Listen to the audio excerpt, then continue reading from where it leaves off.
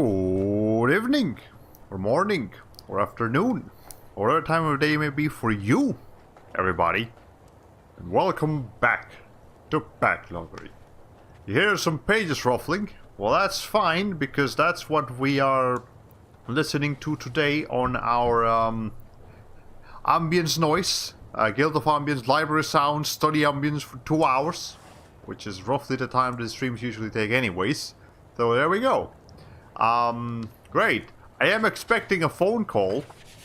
Probably in the next 10 minutes or so I'll get one. So you know what? That's fine, because like the earlier we can get the phone call done with, the better. Because every stream has the phone call. Okay.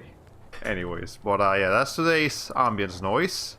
Nonetheless, last time on Backloggery we left here on full bore. That's the last game we documented. And I just remembered that you actually sent me a video that I kind of wanted to watch before we started this whole thing. Let me see if I can find that again. Not that. There it is. Okay, yeah, I found it. So let's start the stream by watching this here Sesame Street TV repair video. Oh, for crying out loud. I was watching my favorite program and now this H comes on the screen. H. Let's see if I can fix it. Maybe if I change channels that might help. Now this will actually be relevant because we've got a lot of H games today. Don't take that out of context. Oh, for crying out loud. How am I gonna fix this stupid set? Hi, Bert. What are you watching? Well, I was watching my favorite program, The Wonderful World of Pigeons, and all of a sudden, this H comes on the screen. Oh, well, did you try changing channels? Oh, yeah, I tried changing channels. It was coming to just to the best part, you know, and all of a sudden, this H. I've not seen Sesame Street in so It long. makes me so mad. I'll fix it. I'll turn the set off here. Now, go back there and unplug the set, would you, Bert? What, you really Just gonna unplug fix the it? set because I want to fix it. Okay. There. Let me just look in here. Uh-huh. Hey Jack Rabbit, welcome to the stream. Hope you enjoy your stay. We literally just started. So you haven't missed anything. It's a hat. That's with H. Hat is an H word, Bert, and so that's where the H was coming from the hat. This would be difficult to translate to other languages because hat does not start with an H in every language. Hammer is another good H word. See the hammer, Bert? That's the whole problem. You can't reach in a television set like that. How? Oh, Bert, look what you had there. See, you got a horn in there, Bert. Horn is an H word. Horn is another good H word, Bert. I don't understand this. I feel like the horn part is very relevant to the VTuber community. It's a house. You had a house in there, Bert. See the house? Now, house is a good H word, Bert. I don't get it. That was your problem. So you had a house in there, Bert. I don't get it. Ernie, that's impossible. What you're doing in that TV with the house and the... Look what you had here. Here's a hamburger, Bert. Oh. Hamburger's one of my favorite H words, Bert. Why not? I mean, you could also just say burger without the ham part. Sure. I mean, how many hamburgers actually have ham on I'm them? still wearing a hat. Come here. No, I imagine it's because hamburgers probably come That from looks better on me the anyhow. town of Hamburg in Germany, or at least I would think they do. Wow! This isn't Bert, happening. Bert, look Maybe. what I got in here, Bert. Oh, looky here, Bert. It's a hamster. There's a hamster, Bert. You had a hamster in there, Bert. See the hamster? That's Henry the hamster. And hamster's a good H word, Bert. There's your whole problem. Now the set's all fixed. You want to plug it back in and I'll turn it on, okay? I'll plug it in, but I don't believe this. I've never seen anything like Oh, no, this. it'll work now. Okay, it's plugged I'll in. just turn it on. It's not happening. I. No. Look at that. Well, I don't think we're gonna get to the I today, but Oh, Bert, I'm sorry. I thought I had it fixed. But instead of repeating H's, now it's repeating I. Oh, Bert, let me fix it. Wait, hold it. What? I like it. You like it? I love it. It's exciting. that's narcissistic. That's what that is. He loves hearing the word of I. Exciting isn't the word. It's new. It's thrilling. It's unique. It's new television talent. What do we needed all along? Aye. Well, you heard it here first, folks. Not freaking Berg is narcissistic. Also, Here's the... Why is this here? Why is the Japanese version of Itsuji no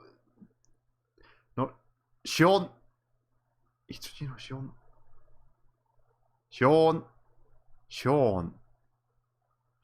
Sean? Is this sheep's name Sean? I know Hitsuji means sheep. Sean. Shizun. I mean, I can read it, but I don't know what it says.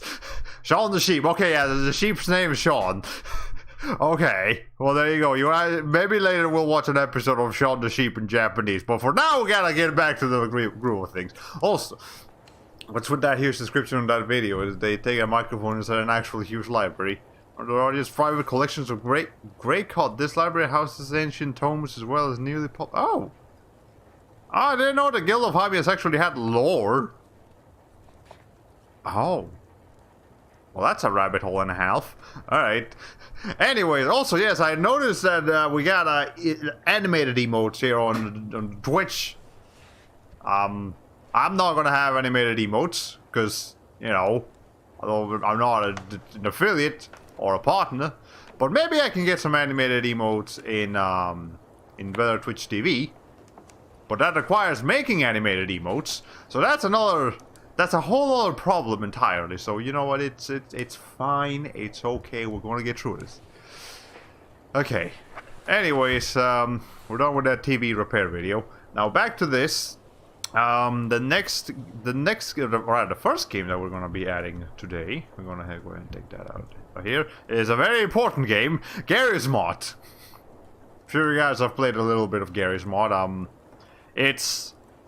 I don't know how to describe Garry's Mod if you don't already know it. It's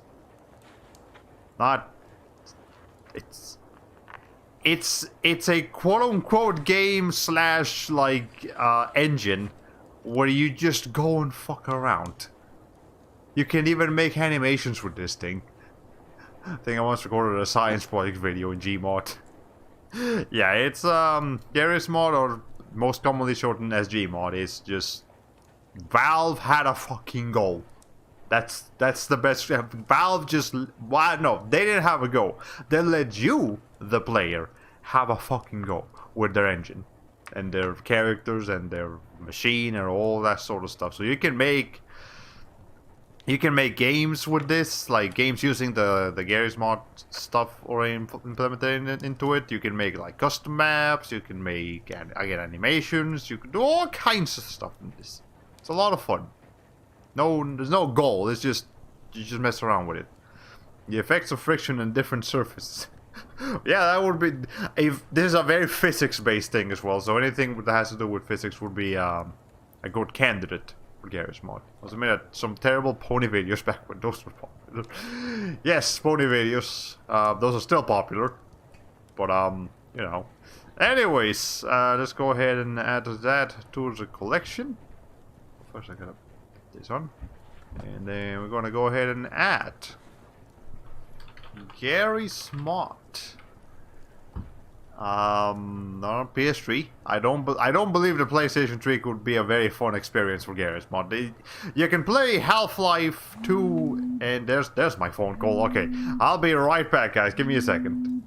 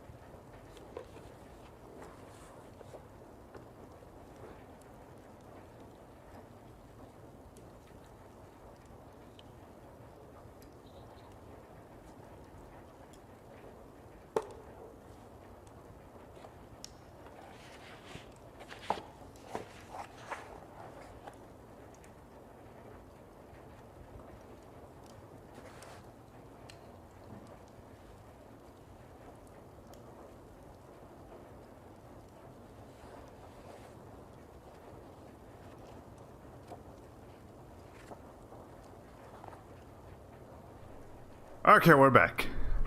That was a lengthier phone call than I would have liked, but that's okay. Okay, my model, can you put thank you?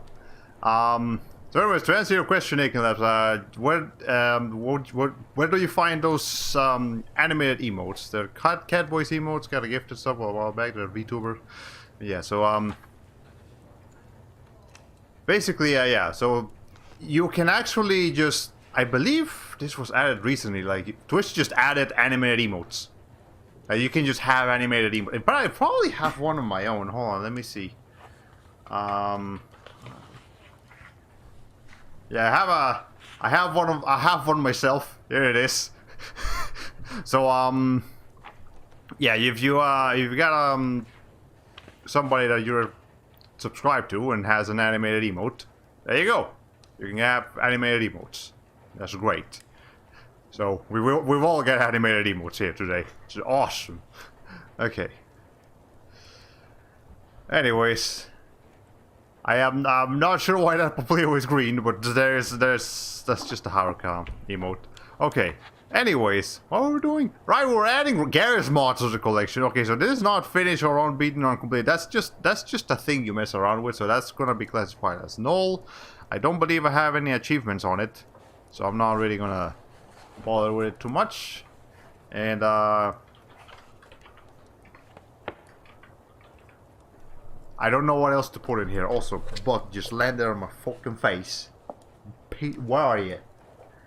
It's been in this room for like 2 days. Where is it? Hate it. Whatever it is, it's probably in its last day of its lifespan because bugs usually live for like 3 days at most. Something like that. I don't know. And it was 10 out of 10 because I've enjoyed Gmod in the past. Not from me playing it, but just from watching what other people make with it. Okay. Anyways. Did you play any fan-made game modes in Gmod? The Ultimate Chimera Hunt, for example. I haven't. I've not played too much Gmod myself. I've mostly just watched other people play Gmod. And I have enjoyed that. Now, I can't help but notice the fact that there's... Oh, this is bothering me. This browser thing. Does that fix it? That fix it? Okay, yeah. There was a little bit of like green bleeding into this part over here. Okay. Anyways, I don't know. I don't know why that phone call disoriented me. What was I doing? All right. Okay, let me put the browser away. Get back over here. So God Eater, and I believe this is like the last couple of. Well, actually, we have a few more G games, but well, obviously, I'm not gonna add God Eater 2 first because we got God Eater 1 hurt. God Eater 1 here first. I tried to mix here and first, so I said Hurst. That's not how that works. God Eater Resurrection is a it's a remaster / remake of the original God Eater. Now, I believe the original God Eater started on the PlayStation Portable, not the PlayStation Vita, the PlayStation Portable, and it's a game where you, supposedly eat gods, and it's like, okay, so like your characters have this massive, it's very much like Monster Hunter in a way. Your characters have like this massive giant weapons that they themselves, that the weapons transform into like monsters with very big mouths. And then, you know, you take down an enemy and then you eat, your weapon eats the enemy. And I guess that's how you like do things in the game. You just by like eating things. And there's also a lot of anime. So that's why it has multiple games in one franchise. I never expected that title to get literal. Yeah, it's I guess you could compare it to Kirby. In a very twisted, unconventional manner, but yeah, you could technically compare that to Kirby. Technically. Okay. You know what? I see what the problem back here is. It's not. This is what's actually bleeding into the thing there. I got a little black screen on the back. That's like ensuring that there's something behind the browser and the game and everything, so it's not just going into the... Basically, it's a backdrop, so it doesn't look like that. That's what the problem was. Okay, found it. Scratch that. Kirby is a God Eater. You know what? Yes, he is. That's... Even I, who doesn't actually play Kirby, know at least that much about Kirby. I know he is a powerful being that must not be messed with. But okay, God Eater Resurrection. I have played a little bit of the first one. Not a lot, just like enough to get a feel for it. And I have the second one. I believe I got both of these from a Humble Bundle, like a Bandai Namco bundle back in the day. And I know the third one is out, and I don't know if the third one is the best one, but it definitely has the best opening animation and everything. So I'm looking forward to it. But hey, I just realized you've got a functioning capture for Steam's window. I seem to have trouble with that. I don't remember what I did. Let me see what I actually have that set up as. This is... I have it set as the capture method being Windows graphics capture. So I don't know if that has anything to do with it. But I know it does get finicky, so you do have to mess around with it somewhat. I'd say it's Kirby's what metal, but Kirby games can get pretty nuts. Yeah, Kirby games are pretty insane in some areas. Okay. Anyways, so God Eater and God Eater 2 Rage Burst. I do believe each game has a different cast of characters and a different story. But gameplay-wise, I don't know how much they change from each other. Probably not that much. Probably. Might change a little bit, but not much. Okay.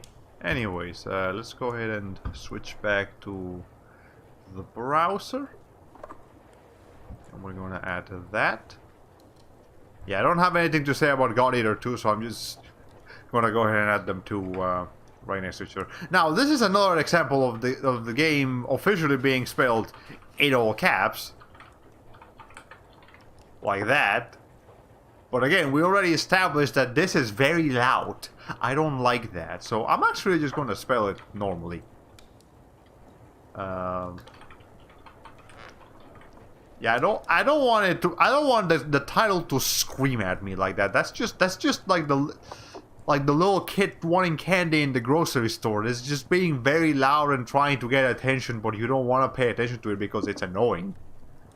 I don't want my game titles to remind me of little kids in grocery stores. Trust me, I've got enough problems with that already. Okay.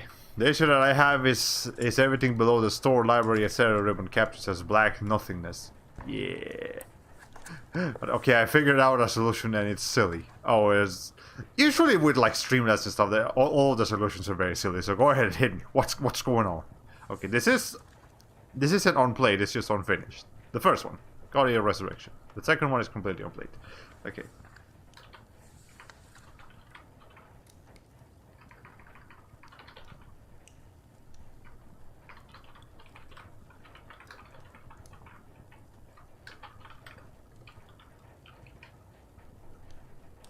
Okay.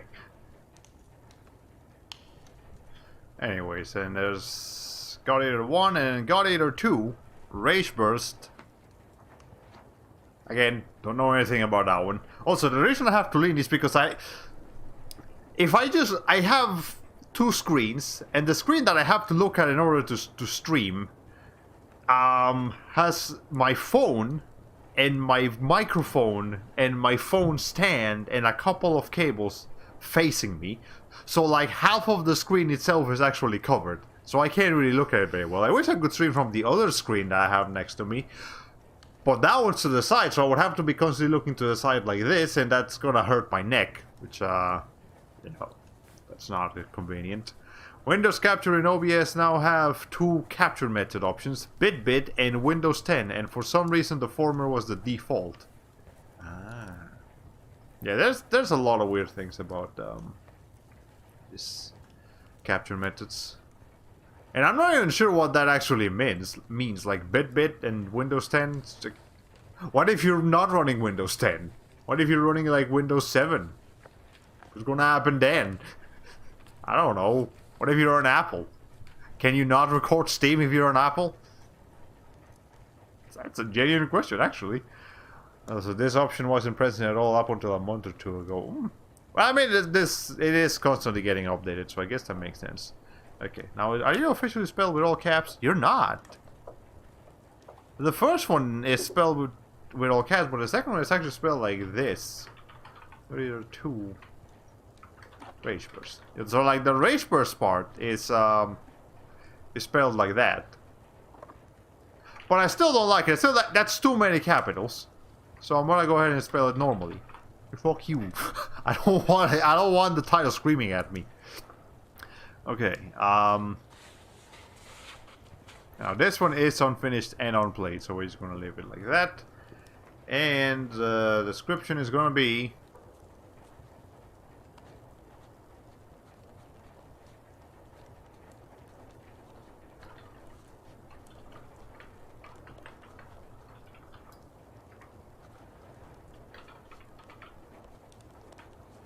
There we go. I gotta make a lot of foot points with this. Okay. Your own bot will kick you for spamming too many capital letters. Yes, that is in fact a problem that can happen. If you guys know the VTuber, what's his name? Jeff McMuscles.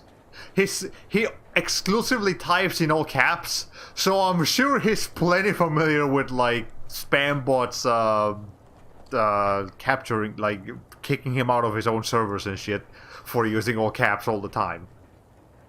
So you know, there's also Ollie, Crazy Ollie from Whole Life. She also types in all caps, and whether you like that or not, that's entirely up to you. You mean Matt McMuscles, or is there another guy called? No, there is another. Like, let me see if I can find him real quick. No, it is a VTuber. It is a VTuber called Jeff McMuscles, and we're gonna shout him out real quick.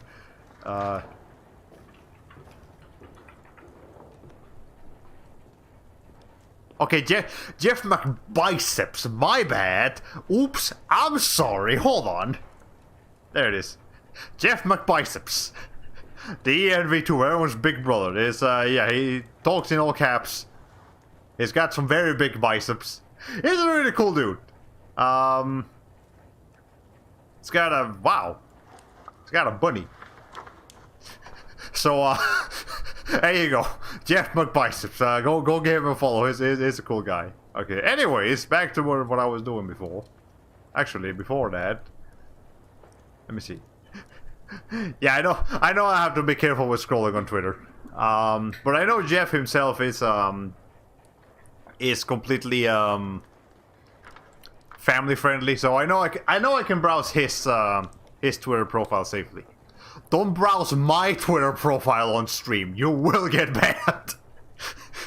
Don't do it, mate. I actually thought I happened to somebody else the other day. Somebody was what's their name again? Hold on, let me see if I can find them. Let me see. It was a group, two people. Hold on, let me see. Wow, that's a lot more activity over the past couple of days than I would have realized. Yeah, Eskioto and where are you? Where are you? And okay, and Rhea Hart, both of them VTubers. They were doing a thing where like, hey VTubers, drop your boobs and we'll review them on stream. So I went ahead and dropped a couple of a lot of material, and they accidentally reviewed most of it on stream, and they had to desperately try to block out the view. The view on Twitch. I think the stream is actually still up, so I guess Twitch's like boob recognition bots are not perfect, which is good, because you know you might accidentally put boobs on screen, and you don't want that. You don't want to get in trouble. But yeah. So I unintentionally almost got somebody banned the other day, so that was a whole thing. Okay. There are memes like buff Riku to be borderline NSW. Fair enough. There is a lot of dangerous ground to tread. Okay, what were we doing? Let me go and just put this on Google and then we can go back over here. Alright. Anyways, next in line is Guacamelee Super Turbo Championship. Actually put the freaking thing on the screen. Guacamelee Super Turbo Championship Edition. I hate that title. I don't mind Guacamelee. I mind the rest of it. It's too much. Okay, yeah, they got the boing boing pass. Absolutely. Okay, but Guacamelee. Guacamelee is actually a pretty fun game. I've not played the whole thing. And I believe I have a different version of Guacamelee, like Guacamelee Gold? Something? Like there's the original Guacamelee, there is a special version of Guacamelee, and this is a specialer version of Guacamelee. I used to have the not as special but still special version of this game, and I think that's what I played for like an hour, maybe. Or it is Guacamelee. It is fun. It's a side-scrolling Metroidvania beat 'em up thing. I'm not sure recently, but like it did get a sequel, and I heard pretty good things about the sequel. So hey, I'll look forward to playing the first one and the sequel eventually, someday. It will be fun. Okay, this is a fighting game spin-off. It's not. It's But now that you mentioned fighting game spin-offs, there's a little bit of a trailer that I gotta show you guys after this. I mean, this is a fighting game right next to it, but for now, Guacamelee Super Turbo Championship Edition. Cool game, good art style, good music. I'll just have to sit down and actually play it when I get the opportunity to do so. Okay. Guacamelee. What the fuck is the title? Super Turbo Championship Edition. Hate that, but okay. Turbo Championship Edition. Okay. I didn't know about the mechanic of traveling to and from the afterlife until I heard Nerol talk about the game. It sounds pretty neat. Yeah, it's obviously, if you see a game set in Mexico, which Guacamelee is set in Mexico, there's probably going to be some kind of reference to the Day of the Dead, because it's such a big okay, it's not that the Day of the Dead is like the biggest thing that happens in Mexico, but it's one of the biggest things that game designers can use about Mexico to make a game or even a movie like Coco was. So yeah, you'll probably see references to the Day of the Dead whenever Mexico is brought up in games and movies and such. Okay. Thinking of fighting in Melee, last night I saw Emblement's documentary-length video about Smash Melee's Hungrybox player. I mean, if one single player has enough events to document, I'm sure it can be made interesting. I've seen a couple of videos by the Rixer. Yeah, he's a speedrunning like documenter, talking about like just specific people and how much they impact the speedrunning scene on one game, like 2Volt with Spyro and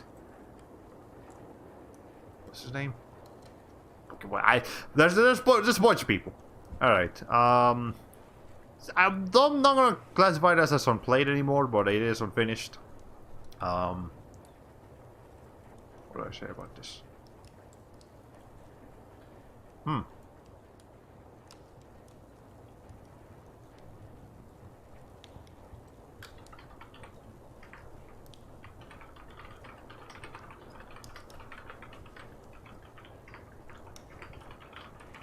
Okay.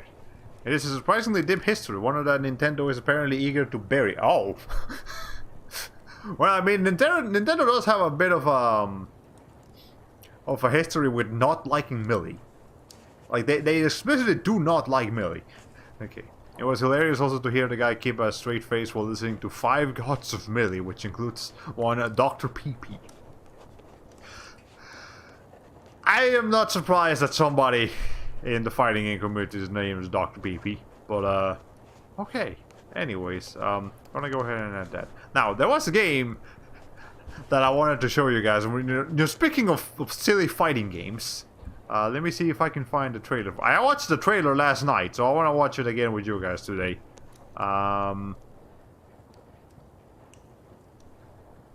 Let's see. Where is that? Where is my history? My watch history. That's not my watch history. There it is. Okay, so there's a Smash Brothers clone. There's a Smash Brothers competitor coming into the neighborhood. If you guys already are familiar with this, well, great. If not, allow me to introduce you to Nickelodeon All-Stars Brawl.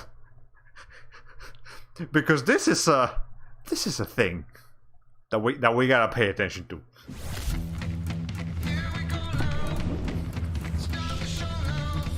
I don't care about that copy. I know I'm gonna get in trouble for this. Who cares?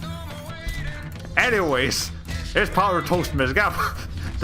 I don't know all of these characters, but just like looking at it actually doesn't look that bad. Like gameplay wise, it doesn't look that bad. And you know, the selection of characters. You know, of course you gotta have Nigel Thornberry. You can't have a Nickelodeon meme thing without Nigel Thornberry. I think this is from the Loud House, that Lucy character. Here's SpongeBob. You can't not have SpongeBob. That's Helga. You gotta have a Rugrats rep, but you can't have babies. So of course you gotta. I fucking love this. There's Zim, of course. Zim is great. Danny Phantom, yeah, that's a prime pick. Probably all of the Ninja Turtles will be here. More than likely. Yeah, like obviously it doesn't look as like technically as high quality as Smash, but it looks fun. And it's very blatant. Like it's obviously just being a Smash clone. Like it's not doing the weird thing with like PlayStation All-Stars where they were trying to do. Get your fucking game trailers nonsense out of here. Look, okay, point is, available fall 2021. Coming to like everything. PS4, PS5, Switch, Xbox Series, Xbox One, and probably Steam as well. Probably. Yeah, I'm looking forward to this.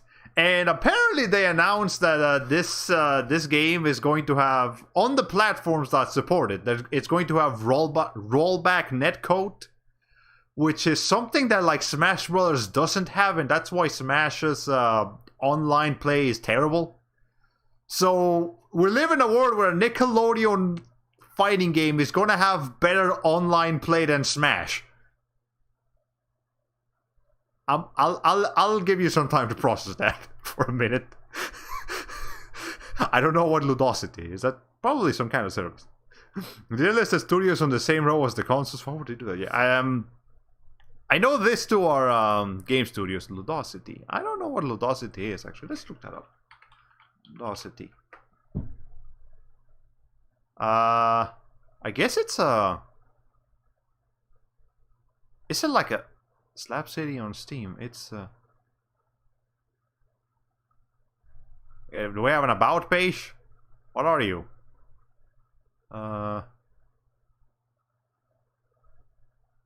Steam developer Velocity. Oh, it is a developer, and they've already made another Smash clone. Okay, well there you go. They've got experience on this particular subject. Well, it's great. Actually, that's pretty good. Slap City sounds familiar. I think it's another Smash clone. Donkey might have played it. Yes, I recognize. Yeah, the muscular platypus man. Very much a staple. A staple of gaming industry. Okay, but yeah. And I mean, when you think about it, Nickelodeon does have some genuinely fun characters that could be in a fighting game. So, like, anyone from Avatar, like Korra and Aang, absolutely. That's that's excellent material for a fighting game. Jenny from My Life as a Teenage Robot, she would probably be a very good character for that game. Who else? There's gotta be there's probably a bunch of Nickelodeon shows that I'm just not remembering. Because, you know, it's been a while since I watched Nickelodeon, and there's probably a lot of shows that have been forgotten to time that only got like maybe 1 or 2 seasons, and so we just don't remember them anymore. But hey, Nickelodeon is still around. I still go every time I go to Cece's Pizza. There will either be some SpongeBob or there will be a Loud House. One of those two. So. Hey, I haven't reminiscent about Nickelodeon in quite a while, so I can't remember either. They gotta throw El Tigre. I remember that guy. Yeah, it would be excellent for this. Okay, let me get my library sounds back on. All right, I'm like genuinely excited about this. They're also gonna have like wave dashing in there. Like apparently it's officially going to have wave dashing, which is like a melee thing. So they're fully aware of how like ridiculous this is going to be, and how much of a smash clone it's trying to be, and I appreciate that. Like if you're gonna copy someone, copy the best one, and just be blatant about it. Like God, Nickelodeon All Stars Brawl Stars for Evo 2022. You know what?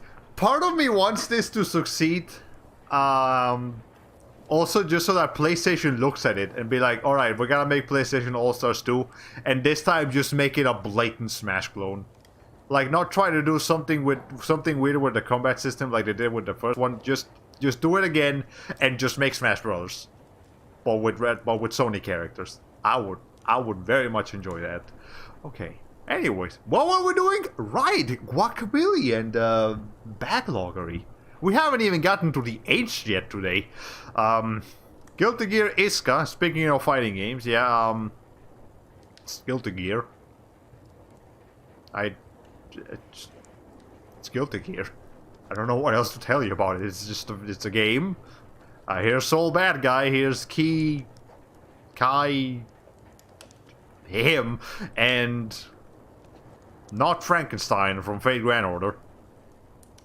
You know. That very popular character. Okay. I don't know anything about I don't know the story of Guilty Gear. I don't know how what exactly makes Guilty Gear different from other fighting games. I just know people like Guilty Gear. I know some of the characters. I know Dizzy. Dizzy is my favorite character from Guilty Gear. I know Bridget. Bridget's a popular character from Guilty Gear. Ino, I think is her name. She has a guitar. She's pretty cool. And there's some very excellent character design in Guilty Gear. Absolutely. It's a fighting game. I don't really get too involved with fighting games, even if they have really cool art styles and stuff. Okay. And I don't know what makes Iska specifically stand out. So let me see. Is that how you spell it? That is how you spell it. Okay.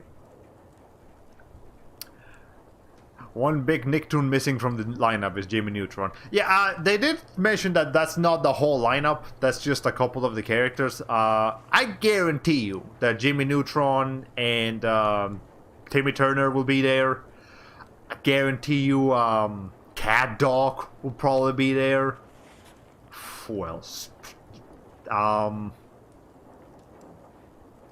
Like some other big like Nickelodeon thing.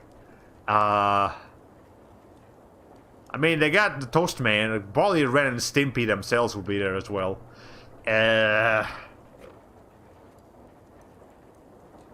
Crap, I don't remember.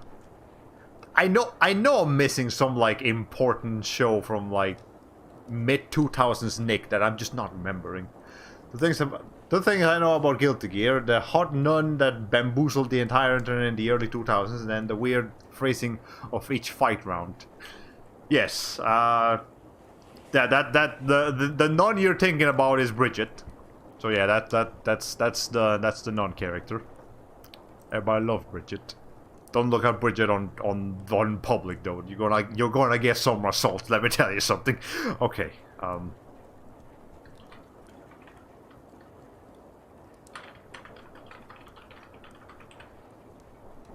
Okay. There we go. Now, back over here. What's the next thing? I believe the next thing is the last thing on the G. Yes, Gurumin: A Monstrous Adventure. This is a game that I believe it was originally a Japan-only PC game that then got ported to the PlayStation Portable. Ported to the Portable. That PSP version made it to the States, or, you know, just to the West. And that version also had more content than the PC version. And then they ported the PC version to the West as well on Steam. And I believe this is the version that has less content than the PSP version, but it still has like enough content, so like it's fine. Technically, I looked up the game. Yes, the main character of Guilty Gear, like this guy right here. His name is Soul Bad Guy. It's a weird name. I'm aware. that is an odd name for him, but yeah, that is his name. He's the dude with the sword. You can't have a game without a dude with a sword. Obligatory.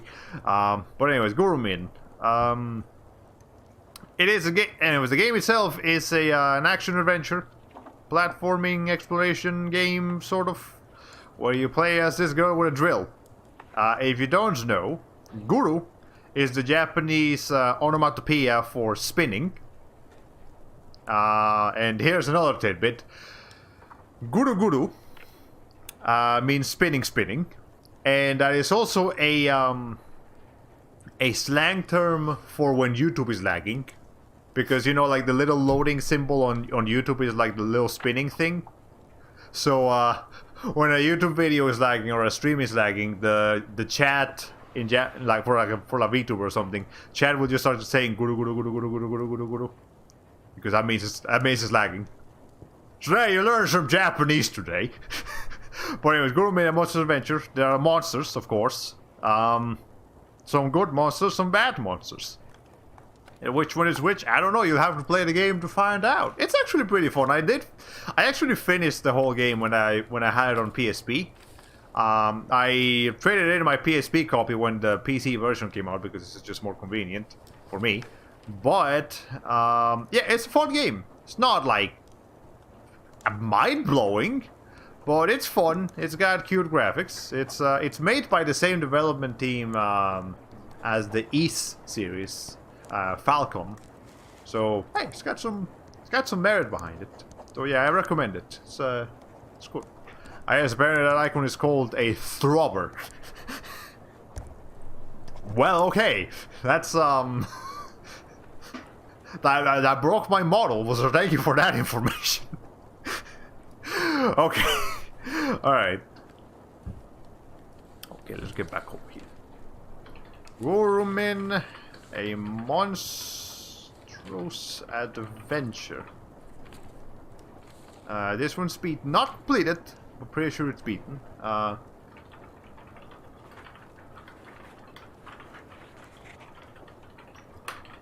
Okay.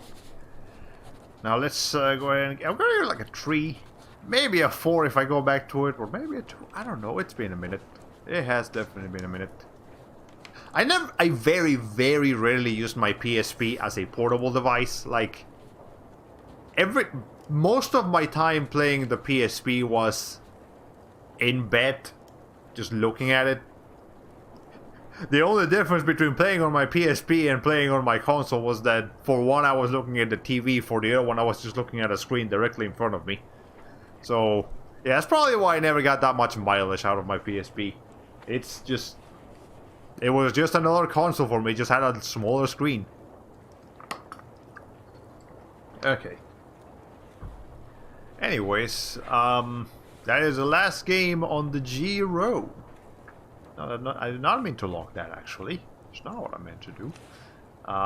Next game in line is Half-Life. OG Half-Life. I technically don't really need to worry about this anymore because we have Black Mesa. We already finished Black Mesa. Black Mesa is just a better version of Half-Life. But it is nonetheless good to have the original. I would consider maybe someday, if I'm interested enough, going back to the original Half-Life and playing it to see how it compares to Black Mesa. Because I know Black Mesa added a lot of content, specifically towards the end. I think they might have added a couple of extra stuff to the chapters in your way to the end. But the actual ending in Black Mesa is way longer than the one in the original Half-Life. Now, I don't know if that was all brand new content, or if that extra stuff on Black Mesa was actually from these other chapters of Half-Life, Blue Shift and Opposing Force. And to that extent, I don't know... I don't know if these are actually like bonus chapters or like... what's the name of them? Like PvP maps. I know there's a couple of like PvP like additional games for Half-Life. I think I got rid of those though because like whatever. I'm never gonna play Half-Life multiplayer. I didn't play it back then, and I'm certainly not gonna do it now. If I'm gonna play any multiplayer from Valve, it's gonna be Team Fortress 2, or it's gonna be Left 4 Dead. That's all I'm going. That's all the multiplayer I'm probably gonna play for Valve. I don't think I'm ever gonna touch Dota.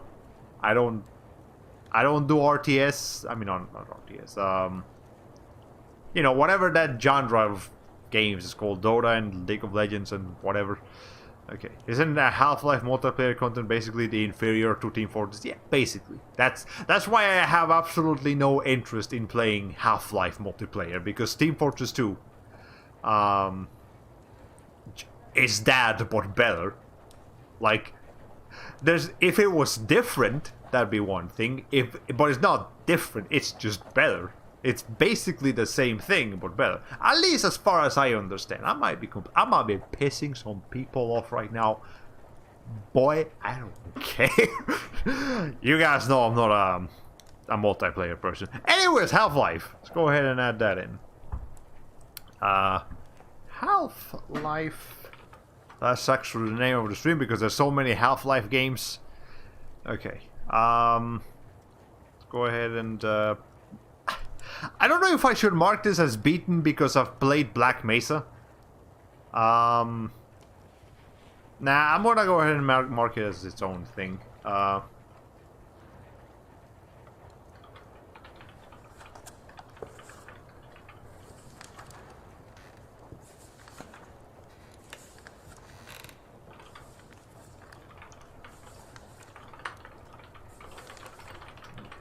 Okay, there we go. Yeah, I'd flag them separately. It's fair enough. Okay. Anyways, no rating. Yeah, it's... I'm not sure how different it actually plays. Probably, I would imagine Black Mesa is a little bit more refined. Nonetheless, I do understand that Half-Life is a very important game for, like, first-person shooter history. It inspired a lot of games. So, hey, that's good. Okay, now, besides Half-Life, again, as I just showed, the next game on the list is Half-Life 2, but I would like to add a Blue Shift and Opposing Force first, because, again, as far as I understand, these two are like bonus chapters to Half-Life, so it's basically like DLC. They just put it separately instead of, you know, because back in the day there wasn't DLC, there was expansion passes and expansion packs, and just selling full games and sequels as complete separate packages and not part of the thing that you keep paying for. That's another story for another day. Okay, Blue Shift and Opposing Force. Let's go ahead and add those in. Alright. Yeah, these I don't know anything about, so we're gonna just do it real quick.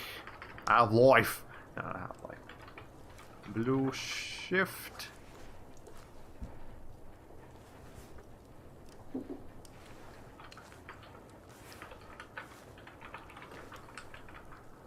Okay, I barely even remember the age of the expansion packs patch. Should I weep? Should I weep for their loss? I mean, the main thing that I really remember about expansion packs and expansions and passes is that because developers couldn't just add content to a game online, whenever they did want to add content to a game, but not make a full sequel, then they had to make whatever content that they were expanding worthwhile to justify selling it on store shelves and getting people to buy it, and printing all of the physical copies, because back then even computer games had to be bought physically. You couldn't download. I mean, you could download some of them, but the main method of distribution was still physical. So, because of physical media being much more expensive and much more difficult, developers had to make content good enough to justify distributing stuff physically. Nowadays, they can get a little bit lazier with it. Now, I'm not saying that all DLC is bad. No, there's some great DLC content out there for some games. But definitely there's a lot less pressure on the developers and the publishers for DLC to be as high quality and high quantity in content as opposed to expansion packs from back in the day. But yes, I think the ideal way to go is to make proper updates free, while also allowing access to older versions of those that want it. And we charge money for big bundles of new content, where it should be re-released as a collector's edition late in the game's lifecycle that just gives you everything. Yeah, that'd probably be a nicer way to do it. Okay, anyways. Half-Life Opposing Force.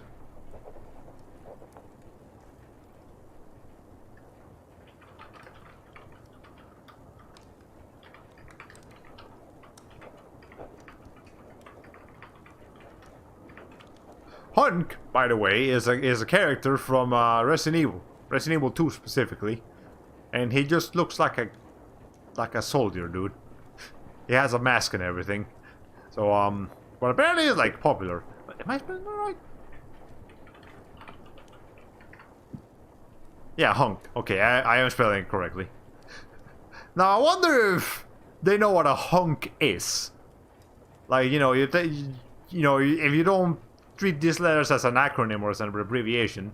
No, yeah, an acronym. Do they know what a hunk is? Yeah. Oh yeah, that guy, I literally would not remember him if not for the silly name. Okay. Anyways, that's Half-Life, the very first one. Now let's add Half-Life 2 and all of its additional chapters. Because there's Half-Life 2. I hate this naming scheme. Half-Life 2, then Half-Life 2 Episode 1.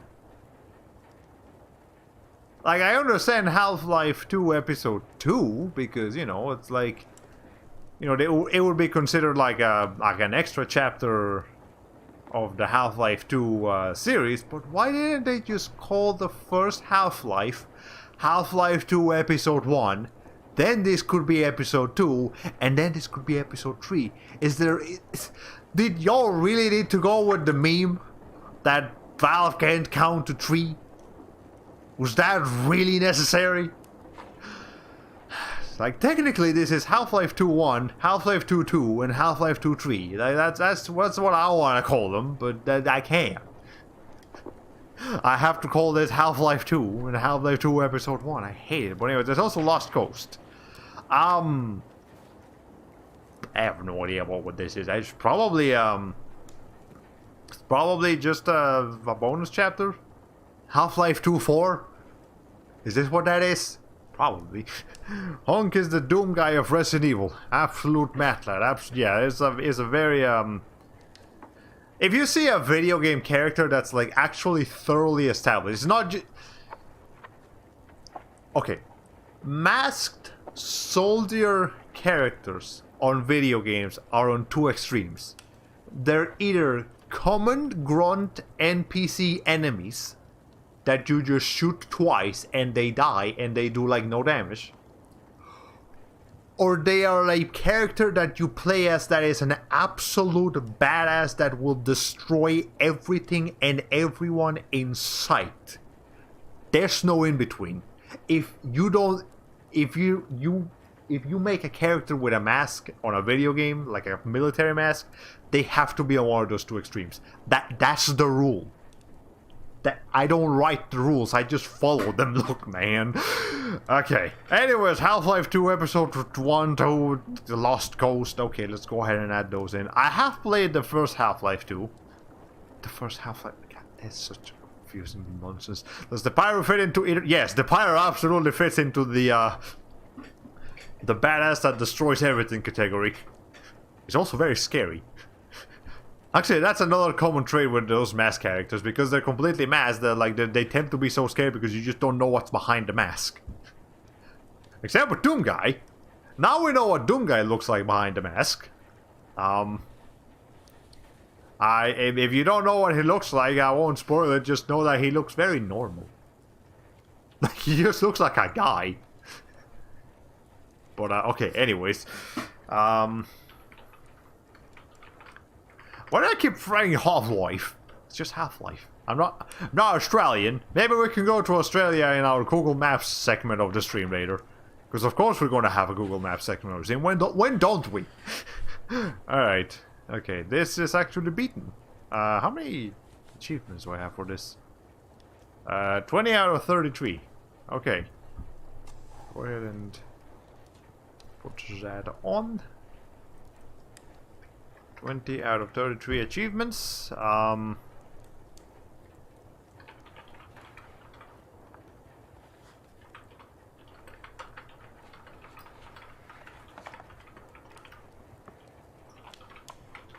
Okay, but yeah, Half-Life 2 is a great game. Despite the fact that it's got two other things that two other games that make it seem like an episodic thing, and therefore, you know, you think that an episodic game series is gonna make each episode be very like short and not have a lot of content, but I can confirm that Half-Life 2, just Half-Life 2, is a pretty beefy game. Like it took me 14 hours to finish the main campaign, and there was a lot of stuff to do in that main campaign. It's a beefy game. It is not short, absolutely, by any means. Okay, pretty sure everyone knows what Doom Guy looks like under his mask. Hold on, let me click on that video in just a second. Now, this is a 4 out of... Do I want to put it a 5 out of 5? I don't know, because I did kind of... Half-Life 2 did kind of stress me out a little bit. It was a much more intense game than I was ready for. And I kind of prefer games when they're a little bit more... They give you a little bit more time to process and think, like Bioshock.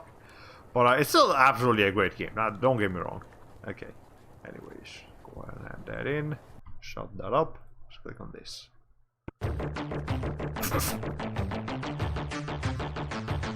Okay, well that is a Doom Guy. But I'm talking about like...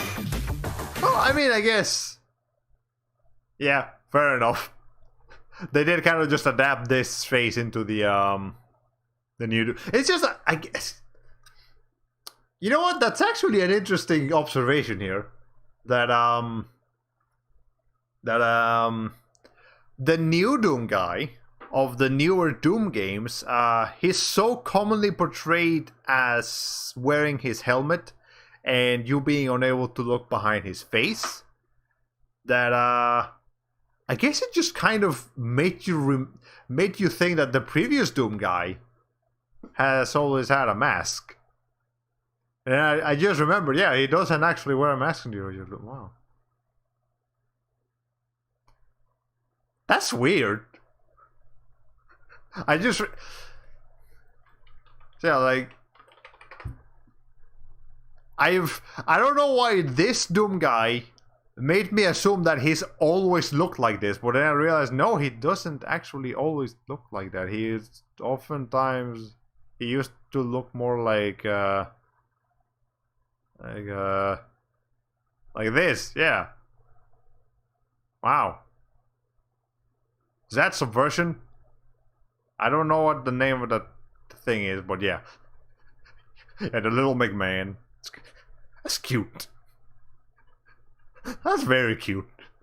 What is this? Recommended by Kelvin here on DeviantArt. I am not going to DeviantArt. That is not a rabbit hole I'm going into today. I already crawled my way out of that one. I ain't going back in. But hey, maybe if they have a Twitter or something, I'll give them a shout out. Okay. Anyways, back to this. Now, Half-Life 2 was at it. Now Half-Life 2, Episode 1. Steam, unfinished and unplayed.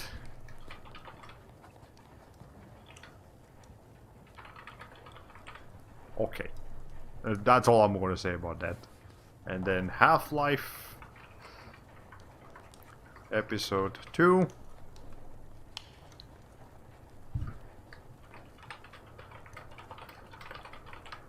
Excellent. And there's only one more to add to this collection. Half-Life 2 Lost Coast. That is what it's called, right? Lost Coast? Yeah, Lost Coast. Okay. Lost Coast. Yeah, I don't know anything about it. I literally only know of the story of Half-Life 2. Like the first one. I have no idea what happens in any of the other Half-Life games. I have a very, very small idea of what happens in Half-Life Alyx. And regardless of what actually happens in the story, I'm very interested in playing Half-Life Alyx because that game looks great. That's like the best virtual reality game I've ever seen. And hopefully we'll get some more quality stuff coming from the VR world in the next couple years and stuff. We did actually get actually, last week I was considering streaming, what's the name of it? The PlayStation presentation, the State of Play, that happened last week. And they started the presentation off with Moss 2. Moss is a VR 3D platformer where you don't actually play, where you don't see things from the perspective of the character, but you see it from a distance. And it sounds dumb, but they actually make it work. It's fun. It's fun. And I mean, I haven't played it, but I would like to play it. And they're making a sequel, and that's great. Now, I did not stream the presentation because I was busy at doing things. And also, in hindsight, we didn't miss anything particularly important. They didn't announce anything huge in that State of Play presentation. So I'm okay with having missed it on stream. But there you go. Moss 2. It's probably the most exciting announcement that they had over there. Anyways.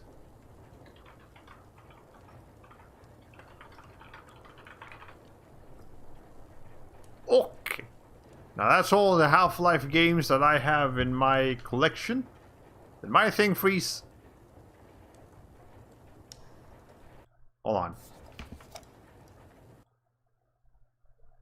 Hello? Oh no, I think my streaming program froze. My Streamlabs. Hold on, they did? Oh. Okay, that's weird.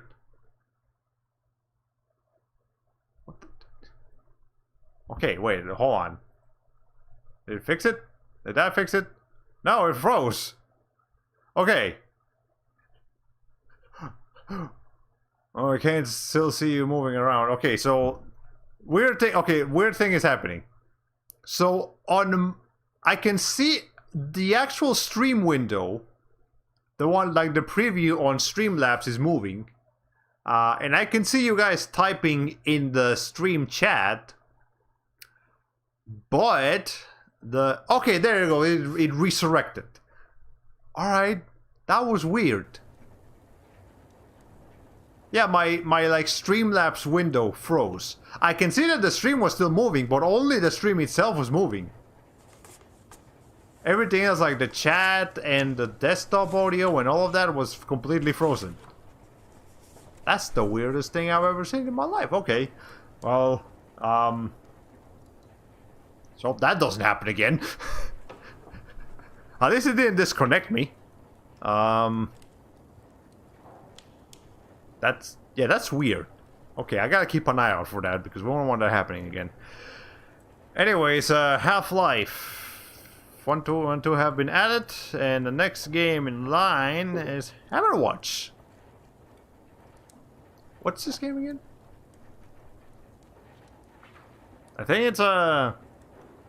What is it, like an action top-down game? Fast-scroller? Metroidvania-ish?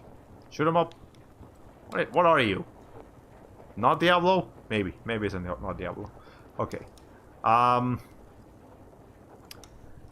I remember there was somebody, yeah, it looks Zelda-ish. I remember there was somebody, like, I believe in the L-Sort forums back in the day, like asking him, hey, do you guys have Hammerwatch? You want to play that instead of this trash game that we belong to in the community? There were so many people in the L-Sort community that fucking hated L-Sort. Like, there is a lot of stuff to hate about L-Sort, like, let's be real. And I mean, fuck it, while we're on the subject, I might as well show you guys. We actually got a new, we're getting fort paths for the L-Sort. Now, let me explain a little bit. So in L-Sort, right, let's go to the wiki real quick. So in L-Sort, there are characters, right? And each character can, you know, they have multiple, like, class paths that they can advance into. And normally, before, they only at the very, very beginning of the game, they only had 2. Then they added a 3rd one, and now we're getting a 4th one. And they're starting, obviously, with the main character. Now, here's my problem. Here's my problem. Okay, so, here's L-Sort. Like, the character L-Sort. This is what he looks like. You know, he's a boy with a sword. And,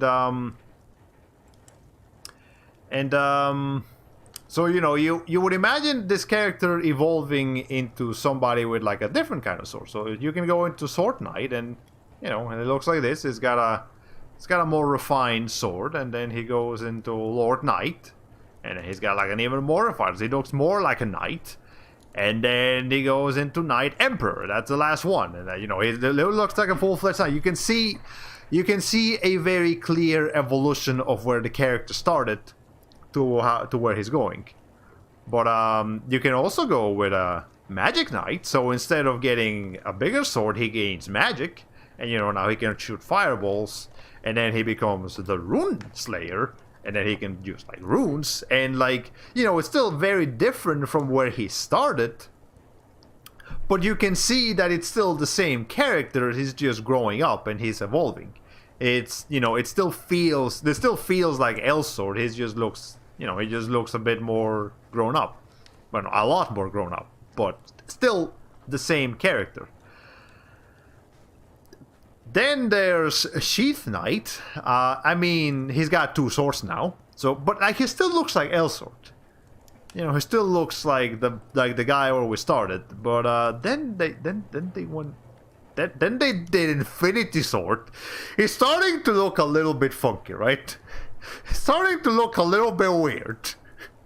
Not too much like where we started. And then Immortal. It's starting to look kind of weird, but, like, in a weird fantasy alternate universe, you can still kind of see that this guy was at one point this character. You can see that. Like, there's a very slight slimmer of where this started and where it ended. But here's where we have. Here's the new one. Here's Root Knight. Then there's Sacred Temple. Okay, he still looks fine here, right? Okay, he still looks like Elsword. He's still okay. What happened? What happened? What happened? This is not the same character. Look at him. In what universe is this guy this kid? He's not even the same color anymore. What is the problem? What is wrong with him? You can't change a character that drastically. Like, this do make sense. This do make sense. Like, this is fine. This is fine. This is weird. But, like, technically in a weird kind of way acceptable. This is not acceptable. This is just not okay. I'm not okay with this. I mean, he looks cool. Visually, he looks fine, but... I mean, like, impressive at least, but... God. Okay. Anyway, yeah, they're just Roy from Fire Emblem. We're sure Lord Knight is also a class name from Fire Emblem. Yeah, there's probably a couple of Fire Emblem things in here, but yeah, that's the problem. Yeah, he become the legendary Super Sword. And even then, you can still see a resemblance between normal Goku and Super Saiyan Goku. This is just another character. This is not Elsword anymore. This is not Elboy. This is just another character that you decided to, that you are trying very desperately to convince us that is, in fact, that character. Okay. So anyways, everybody else is going to get a similar treatment, except Rose, because Rose already had 4 pads. Because Rose is a character from Dungeon and Fighter Online that got ported into this game. It was basically a collaboration. And that Rose is why everybody else is getting 4 pads, because nobody else had 4 pads up until now. And even with Rose, you can see similarities between all of them, and that's because Rose was designed from the beginning to have 4 pads. She has 4 different kind of guns, and each pad focuses in a different kind of gun. So this is cannons. This is pistols. This is rifles, and this is or like bayonets, and then this is like machine guns, kind of, something like that. Anyway, but you can still kind of see the character be an evolution of the first one, except maybe with Black Massacre. She does kind of go into a weird direction. Like, this is what she looks like normally, and then she ends up here. Like, okay, I can see how that would confuse someone into thinking it's a different character. But the rest of them are fine. Like, there's Temple Boss, she looks normal. There's Minerva, she looks normal. And there's Prime Operator. By the way, Optimus Prime. There's they like the Transformers over there at the studio. Anyways, okay, but whatever. Look, we're getting distracted. I always get distracted. Okay. Anyway, so I'm guessing this is the result of having to hastily hire a bunch of new artists long after the game's heyday. Yeah, I know they've had to hire and rehire and fire a lot of artists throughout Elsword's career. Yeah, KOG is not a very reputable company. If you can work for somebody else, work for somebody else. I mean, it's not as bad as Activision, because at least the employees of KOG can enjoy the cafeteria of the KOG studio, unlike the Activision ones. That's a whole fucking story. But anyways, yeah. So Hammerwatch, right? Okay, so Hammerwatch. It's a game where things happen.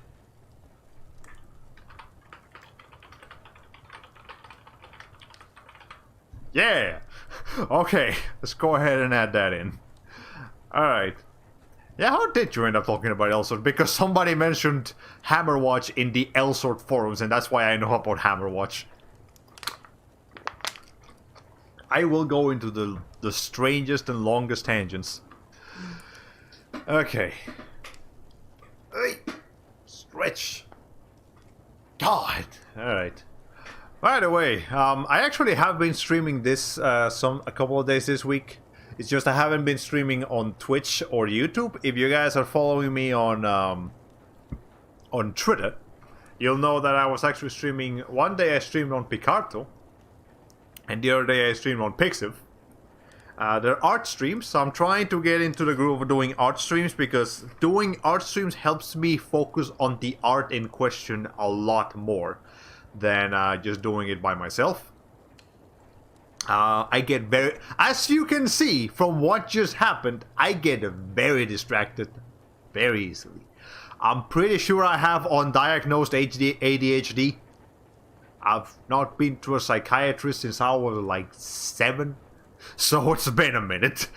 But hey, anyway, well, you know, I was thinking to myself the other day, when people power on like crazy about things they're passionate about, it's worth listening. You might get exposed to a fascinating new world. Yeah, it's I can at least pride myself in my ability to talk continuously and not have the opposite problems that some streamers have, where they can't talk. They don't know what to talk about. They stay quiet too long. They have a hard time entertaining the audience. That's really not a problem you want to have as a streamer. That's not gonna help you grow. You can't disguise your lack of conversation skills as being comfy and chill. I'm sorry, that don't work. The truth hurts, man, but somebody's gotta give it to you. Okay, yeah, better be a motor mouth than a mute. Absolutely. Okay, Hammerwatch. And then we got over here on the thing. Hat in Time. I have actually streamed a Hat in Time on my previous channel a couple times. And it's a lot of fun. My friend Aiken Labs here on the chat actually streamed the whole thing, including the death. What the fuck is it? The death courses? The Snatcher courses? Dead chat? What the fuck is the name of them? Death. Yeah, just Death Wish. Yeah, the Death Wish challenges. He did all of them. It's very hard. But it's a lot of fun. The game is honestly genuinely one of my favorite 3D platformers ever. The controls are exquisite, the characters are memorable, the level design is excellent, the art style is amazing, the music is memorable. Everything about A Hat in Time is just so exquisitely crafted and carefully crafted. And there's also a lot of community-made content for the game.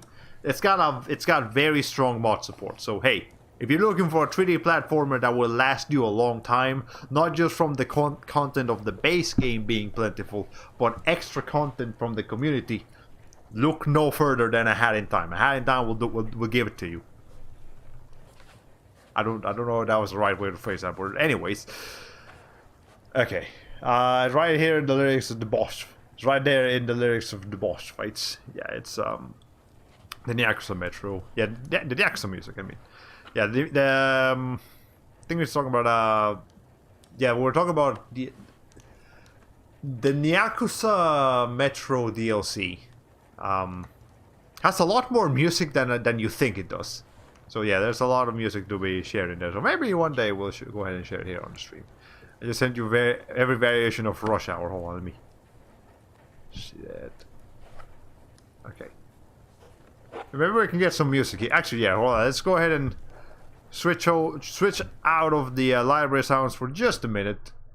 And let's listen to some Yakuza Metro. So hope this isn't too loud. And I'm sure the Gears for Breakfast developers will be fine with me listening to some Hat in Time music on my stream here. Now, is this gonna be really loud though? I mean, so far it's fine. Actually, I'm gonna go ahead and lower it. There. Yeah, that should be fine.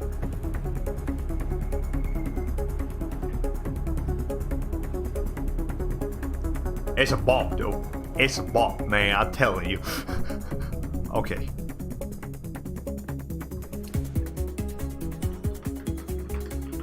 Anyways, ahead in time. Steam, there is... It's actually not completed because I haven't done Death Wish.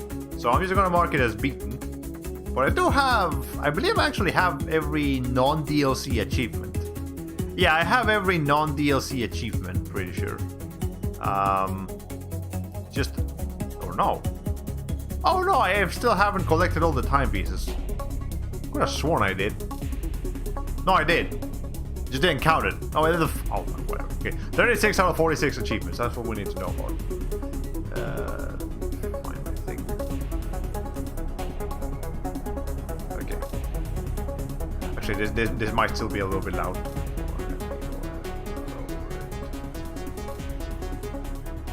Okay. I was disappointed to see that the completionist video was uploaded before the Death Wish update. Yeah, I'm sure he would have had a freaking hard time with that if he had actually done that. I want to hear his opinions on whether or not Death Wishes are worth doing for the average person. After seeing you do it, I would say no. For the average person, sure, do a couple of them if you feel like it, but don't stress yourself over doing the whole thing of Death Wish, because some Death Wishes are brutal. Like, evil. God. I mean, I'm having second thoughts about doing Death Wish. But, admittedly, I would probably be much more willing to use, peace and tranquility. Like, I don't need that sense of self-achievement. I'm fine with just doing whatever. Okay.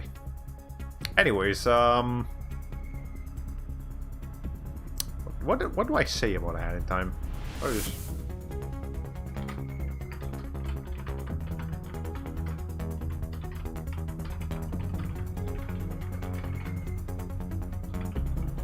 There we go. Yeah, just some high praises for it. It's the least it deserves. Okay. About it is the greatest 3D platformer of all time. Well, I said pretty much the same thing. Now, I don't know if I want to call it the greatest 3D platformer of all time, because it does have some stern competition. Like, I absolutely love Ahead in Time for many reasons, but that's still competing against, like, for me personally, it's like Ratchet and Clank Going Commando. I fucking love that game nonetheless. It's going up against stuff like the Spyro games, Crash Bandicoot, Mario. I mean, I freaking love Super Mario Odyssey. Don't get me.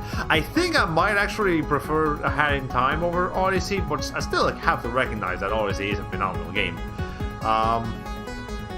Yeah, there's a lot of stuff to like besides Ahead in Time, but Ahead in Time is itself very, very good competition. Okay. Anyways, back to this. We got a couple. No, we still got a fair amount of H games. But anyways, Higurashi When They Cry, Ho, Chapter 1, Onikakushi. You will notice here on the preview window that it's got like different art styles. That's because you can use the original art style, which is the one that looks kind of ugly, or you can use the new art style, which looks a lot better. But I've only got Chapter 1. There's 8 chapters, maybe more. So this is one of the few visual novels that I actually own. Anyways, this is almost over. Yeah, okay. Anyways, then we'll go ahead and switch back to ambience now, just for the sake of brevity. Maybe not. Maybe brevity is not the right word. Actually, what am I saying? Okay. Anyways, visual novels. It was a narrow pick, but I think Odyssey actually just barely beat a Hand in Time on your top 50 this year. Fair enough. But yeah, I have a very personal history with Higurashi, and by personal I mean I just watched it and I really liked it. I watched the anime back in like, God, what was that? I don't remember when it was, but I remember Higurashi, the anime, like before the reboot. There is a reboot that I still haven't watched that came out like a couple months ago. Actually, it's still airing if I'm not mistaken. But the original Higurashi anime, and it's both seasons and all the OVAs. I watched all of it in the span of 2 days. I started watching episode 1 like the morning of a Saturday or something, and I was immediately hooked, and I spent the entirety of that day and the next day watching the rest of Higurashi. And man, it was a ride. I think that was actually the last time that I hardcore binged watched something. We're talking like 2013, 2014 maybe. This was a long time ago. Our directors, by the way, they just naturally repeat into themselves. Fair enough. But yeah, Higurashi. It was it was just immediate.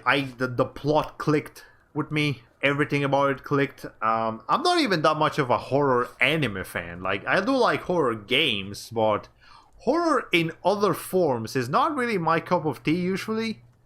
Well, I mean, I say that, but I do actually enjoy horror in other forms, but not anime. Usually because I just think anime is not that scary. Because, you know, anime is too cute to be scary. Or so I thought. But Higurashi is actually like genuinely scary sometimes. But more than that, it's just the story. And the characters and everything that happens in the show was just so... It was so good at making you want to keep watching that I just kept watching. So, ever since then, I just developed a thing for Higurashi. And I could easily name Higurashi my favorite anime of all time.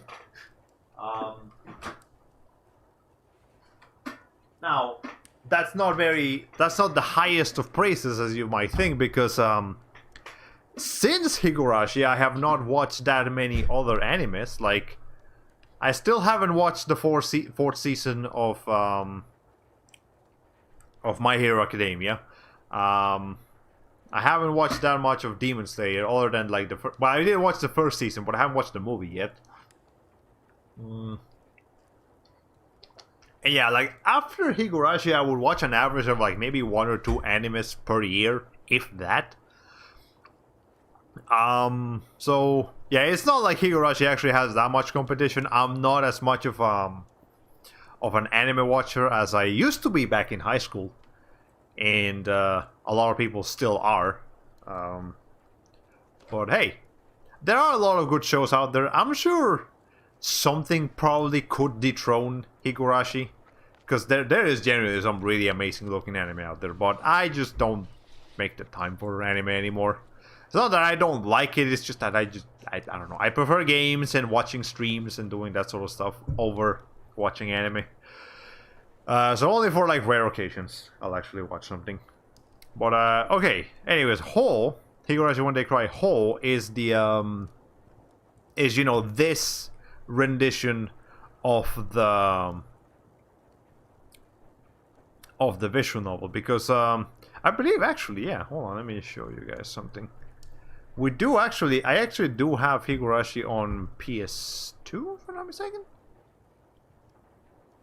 Okay, I don't have it listed here. Oh my god. Okay, whatever, doesn't matter. I don't have it listed here on Backloggery, but I do have all of the Higurashi games that came out on PS2 in Japan on my collection, on my physical collection.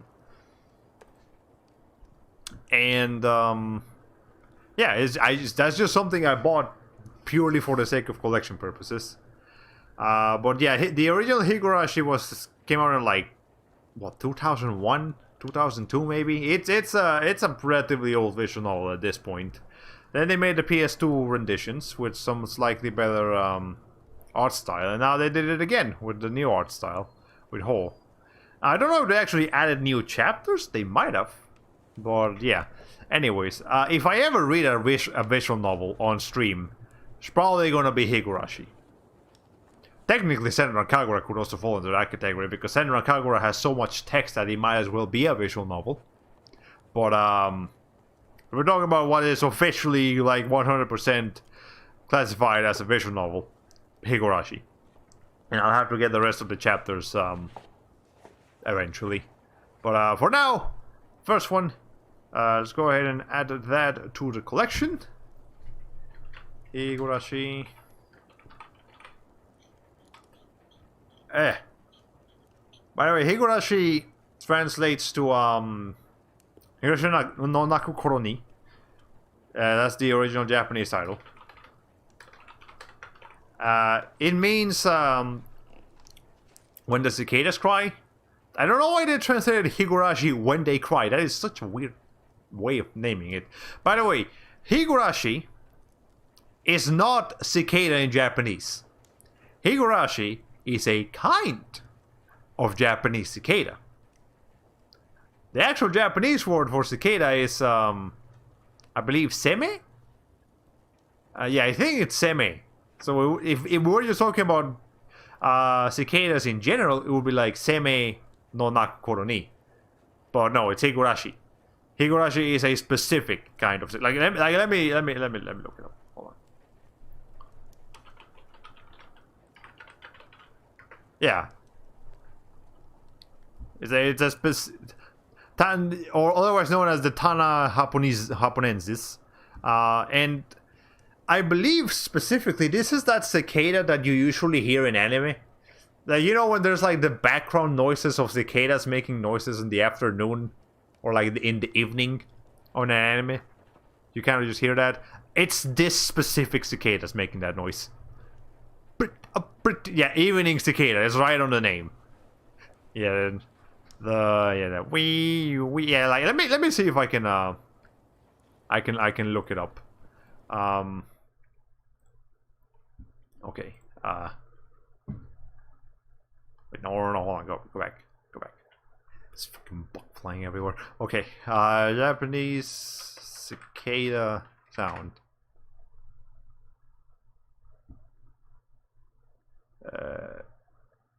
Yeah, there's the Tana Japanese. That's not what I want. Yeah, this one. You have heard. I guarantee you've heard that before. So yes, you will hear that specific kind of cicada. Cicada. I fucking died of saying that sentence.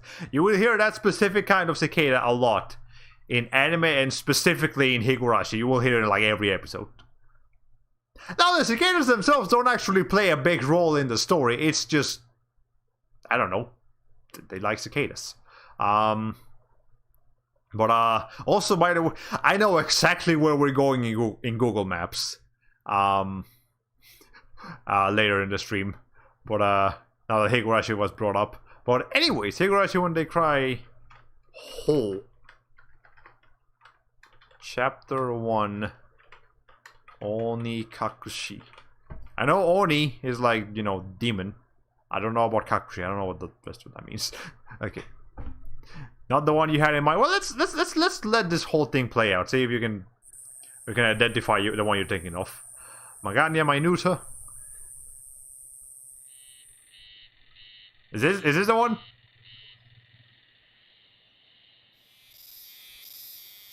That sounds like a Wii U.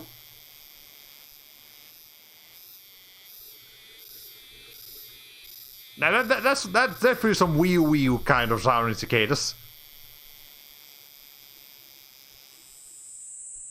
Yeah, did you guys know that there's a, you know, this year was when the the American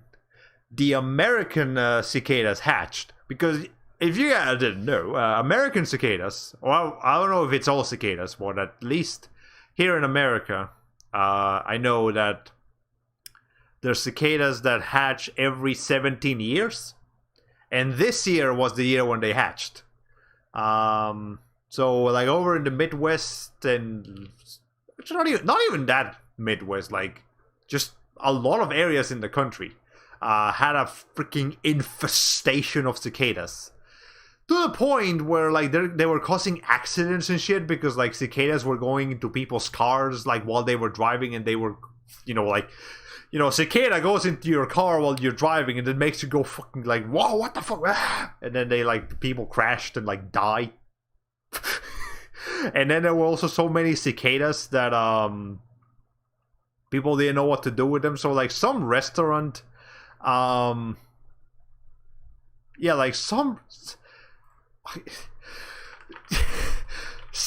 somebody's putting cicadas on pizza. That's what I'm trying to say. Somebody in Ohio is putting fucking brute X cicadas on the pizza. Like you can see, this little things over here. Like these are cicada wings on the crust of the pizza. You can see the cicadas themselves, like this black spot. Those are the cicadas. I don't know.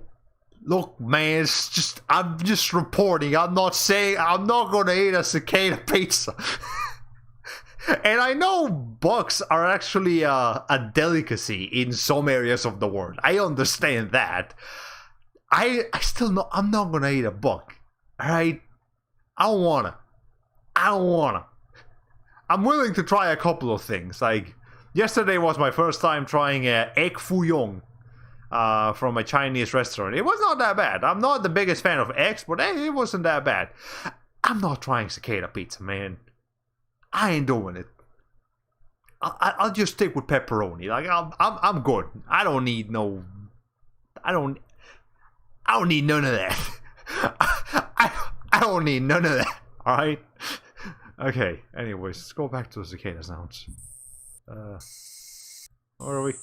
Yeah, there's one. Okay. Sounds like a bug version of the Birds movie. Yeah, there were a lot of cicadas. I don't know if they're still around, because I'm pretty sure cicadas only have a lifespan of like a couple of days. In fact, I'm pretty sure cicadas, the way they work is like they make their noise, and they continue making that noise until they die. So there you go. That sounds creepy. That sounds very creepy. Cicadas themselves are very creepy looking animals. They're not... One single cicada is not actually that dangerous. It can't bite you or sting you or poison you in any way. But it's a very creepy looking animal. And as you can see, it can also make some creepy noises. But it is nonetheless a fascinating creature. Bugs are very interesting creatures. I would not like to hold a cicada, but I don't mind listening to cicadas. Oh, they don't get loud, though. It's surprising how a small insect like this, such a small creature, can make such loud noises. Because the video is not very good at portraying how loud this thing actually is. They're very loud. Like... Jeez. Also, the way they actually make noises is by, like... They have something in their abdomen that they kind of crash against each other. You can see it right here. For sure, this back, you see how it's moving it?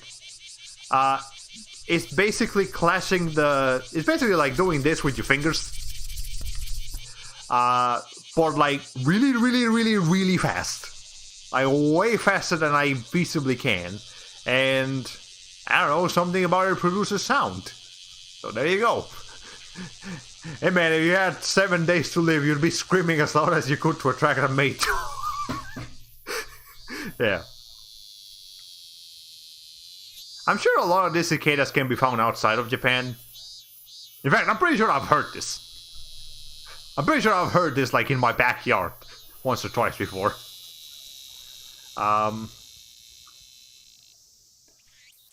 But yeah, that's the one. This one's. Yeah, that is. If you decrease the pitch of that, that will absolutely sound like a freaking like an ambulance. Absolutely. Well, there you go. That's the scientific name of it. A Hyalessa maculaticola. Hyalessa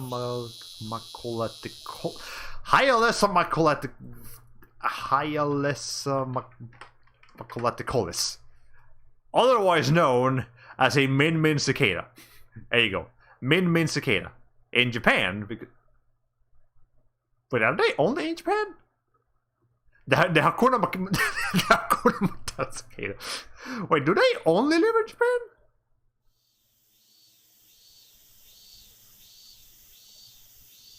Really? Wait, no. Found in China, Japan, and the Korean Peninsula. Oh, so they're not only in... Wow.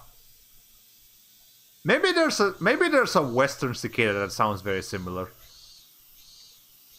Or maybe I'm just so freaking used to anime cicadas that I think I hear them.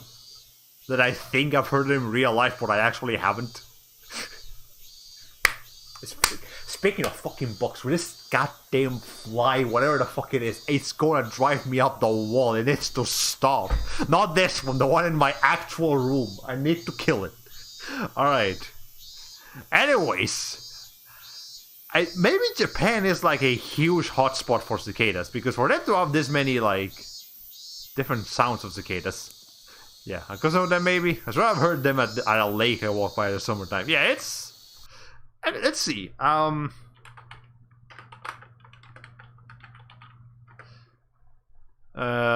Periodical cicadas. Cicadas of the 730. Yeah, this one's. Yeah, that's what the American ones sound like. That sounds like static. That's weird. Oh, that's weird. I don't like that. Oh, I don't like that. Common cicadas in North America. Okay.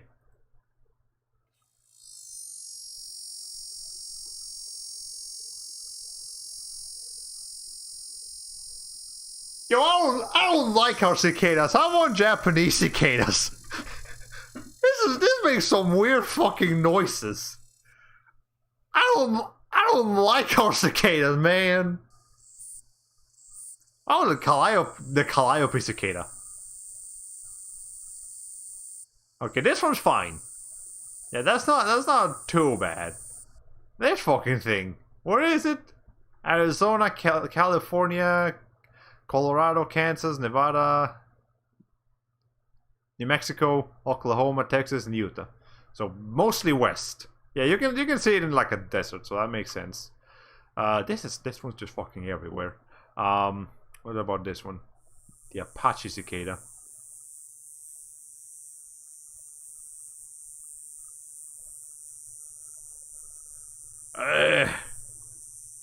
If you imagine that thing flying around you, that would be so annoying. Okay, Olimpusa.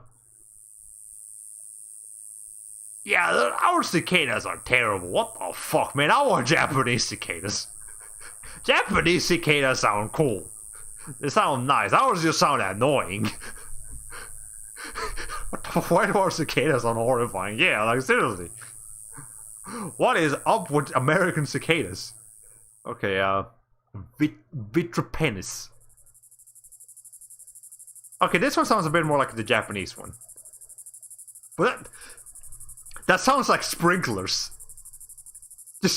That just sounds like sprinklers in a backyard. Alright. Okay. Excuse me, you can't say that one. Okay. Alright. Anyways, let's see what else. Megatip. Yeah. Are most of the Silent Hill noises just cicadas? Oh, I hate this. Oh, I hate those cicadas, man. I mean, I'm not gonna kill them, but I hate how they sound. God. Why?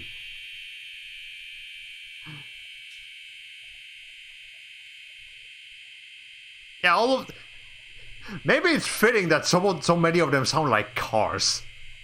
I don't know. They sound like car engines.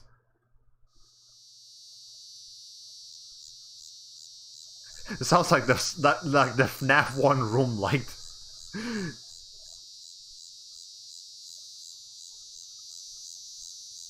Yeah. This one is... It seems like the west has more cicadas than the east.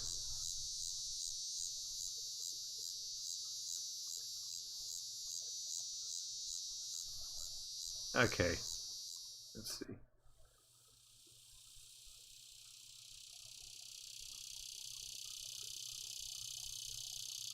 What in the name of God? You know what's the first thing I thought about when I heard that thing? Let me show you what's the first thing I thought about.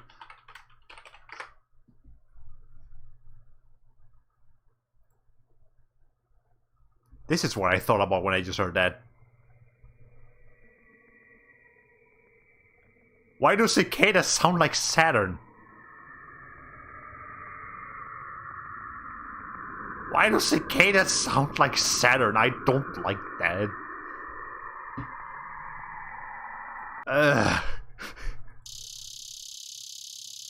Yeah, just increase the pitch of that. That's exactly what it sounds like. Now there's a rare sentence. That's an oddly specific comparison, and yet I understand it completely. It gives me the same vibes as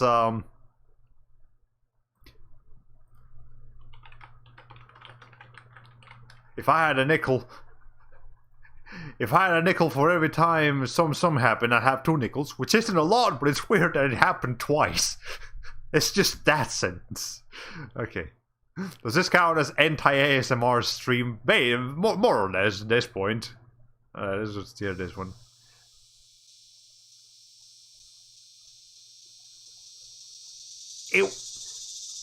It was fine until it started speeding up. Hey!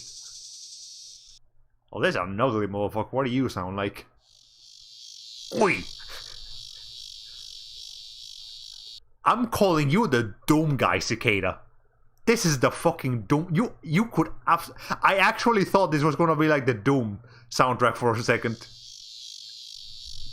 You can hear like the metal rhythm on that thing, and look at its face and the color. That's the Doom Guy Cicada. I don't care about this fucking Metal Gear.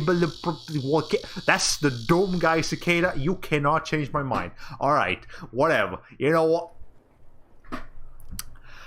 What were we doing again? Right! Higurashi! Let's go back. Oh my god. There is a 99% chance that some mad lad out there has already mixed the samples into a piece of music. Absolutely. Okay.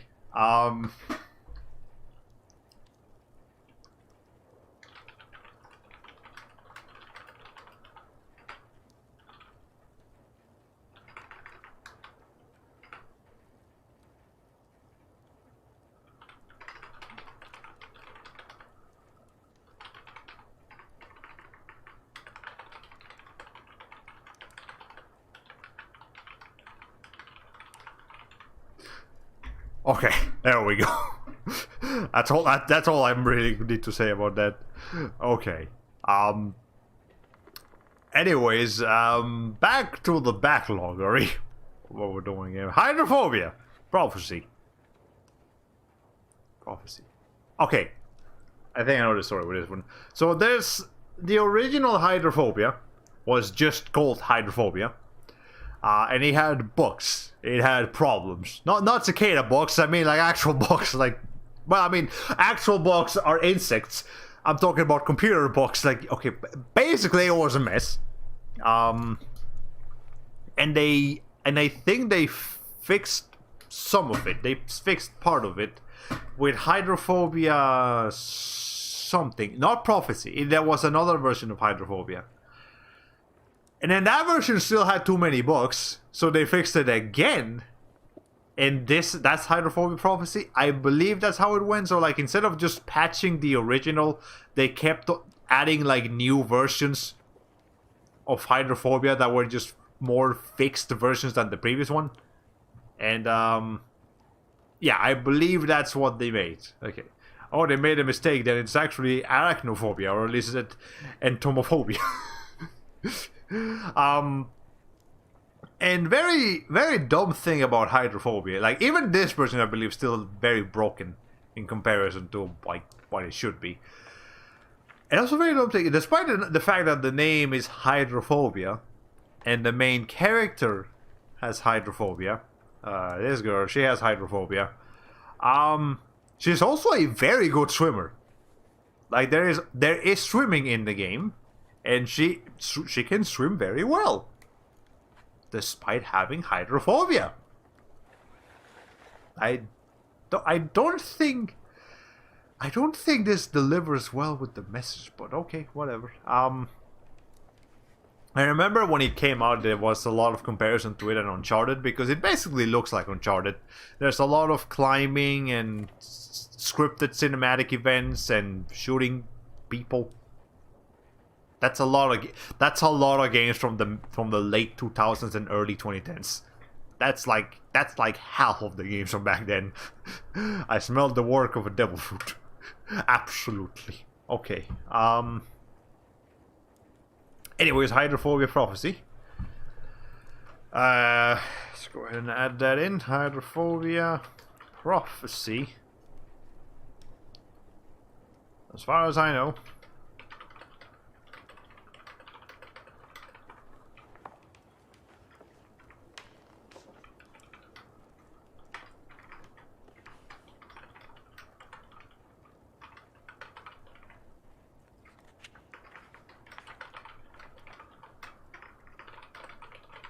Okay, there we go. Go ahead and add that in. And we're almost at the end of the stream. Well, we're almost at the 2-hour mark, rather. Not the end of the stream. I don't want to end the stream quite yet. However, I do believe we are about to enter hyperdimension Neptunia territory. Which I feel like I have enough to say about the series for this to go into a very long tangent if I actually go into it right now. So the last game we're going to add tonight is Hylics. Now I don't need to say too much about Hylics, because we already streamed that. I would say, if you didn't watch that stream series, which is fine, it's a very strange game, first of all. If you don't know anything about Hylics, just look at it. Just look at the screenshots, and you will immediately get the feel that this is very, very, very strange. It's a game made in RPG Maker, actually. It does not look like a typical RPG Maker game, though. The art style and all of the assets for it are made with, like, clay. It's claymation, more or less. Made by the developer. What's his name again? What's the guy's name? Okay, point is the developer. Pretty sure it's just one guy, actually. He didn't even did the music and everything.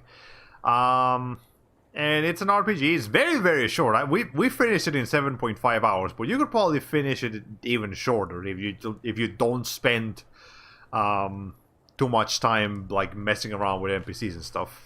The gameplay of Hylics is fine. It's nothing revolutionary. You know, when you get to like the really just the core raw gameplay of the game, it's a fairly straightforward RPG Maker adventure that's, you know, also very short. What's attractive about Hylics is absolutely the art style, the weird, wacky character designs, the dialogue, the aesthetics, even possibly like the weird music. All of that is what you could consider the attraction of Hylics. So if visually the game does not appeal to you, then it's not going to appeal to you, period. There's nothing that's going to change your mind about that. But if this visually does look like something you'd be interested in, then I'll say that the gameplay is not perfect, but hey, just to experience this weird nonsense fantasy crap, whatever it is, it's worth it. And it is what comes to mind when I think of Hylics. Let's see, you gotta be willing to get weird with it. Yeah, you gotta be getting on with it. Now, let me show you guys what we've had here over here. This is Hylics 2. There is a sequel. And I want to play that sequel because the sequel looks even better. Like, as a game, it looks much better. And artistically, it looks very similar, but the actual gameplay mechanics of Hylics 2 look a lot more impressive than in Hylics 1. But yeah, it is a strange game. Visually, it's a very strange game. Okay. But yeah, definitely check Hylics out if you are into like weird games or just weird art style. Because you will enjoy it. If it doesn't get that much weirder than Hylics, let me just put it that way. It is up there in the list of weird things. Now, would I consider this game completed? Yes, because there's not really much to complete. I guess you can collect all of the powers like from the TVs, but I'm pretty sure I did that, first of all. And second, it's not like there's a New Game Plus or difficulty options or even that many collectibles. In fact, you probably can't even complete the game normally, so yeah, I'm just gonna mark it as completed.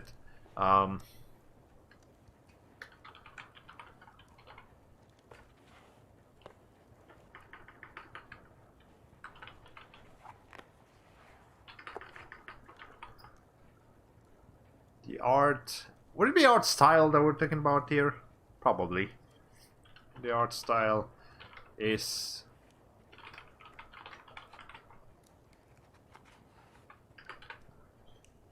Okay, anyways. Would I classify it as a great game? I mean... I had a genuinely good time with Hylics. I mean... I don't... This is a tough choice. If I could give it a 3.5 stars, I would. But I gotta make a choice. Fuck it. We'll go ahead. So support our indies. Give it a good score. Save the good ratings for Hylics 2. Maybe Hylics 2 I'll give it like a 5 if it turns out to be like fantastic. I know it's Hylics 2 is like one of Nitro Rat's favorite games of all time because it's so wacky. Okay, go ahead and add that in, and there we go. Now our backlog should look something like this. So we have 57.1% unfinished and or on plate, with the majority of that being, with 40%, no, 71.4% being, wait, 71.4% of unfinished. 75, okay, out of 105, 75 of them are on plate. So, got a lot of stuff in my library that I got to take care of. But we have 187 games now. The majority of them are on Steam. No surprises there. And this is what our Steam library looks like now. Ooh, a lot of stuff to get through. And still not done. Still far from done. Boy! Okay. That concludes the Backloggery portion of our stream today. We're now going to go to Google Maps. Because of course we're going to go to Google Maps. There's always interesting things to find in Google Maps. But since we brought up Higurashi today, we're going to go ahead and look that up. Because Higurashi actually takes place somewhere in... Okay, the name of the village of Higurashi. The name of the village is Hinamisawa. And Hinamisawa is a made-up name. But the village of Hinamisawa, you see, look at this picture. This is based on an actual village in Japan. Let me see. Gifu Prefect. Okay, let's see if we can find it ourselves just by going to Google Maps. Hey, Sheppy Sheps, how are you? Unfortunately, you did just come in at the part of the stream where we finished the Backloggery section. But we're gonna go ahead and go to Google Maps now. So I'm still gonna stick around for a little bit longer. And we're going to Japan. Why are we going to Japan? Because we added the because today we added Higurashi.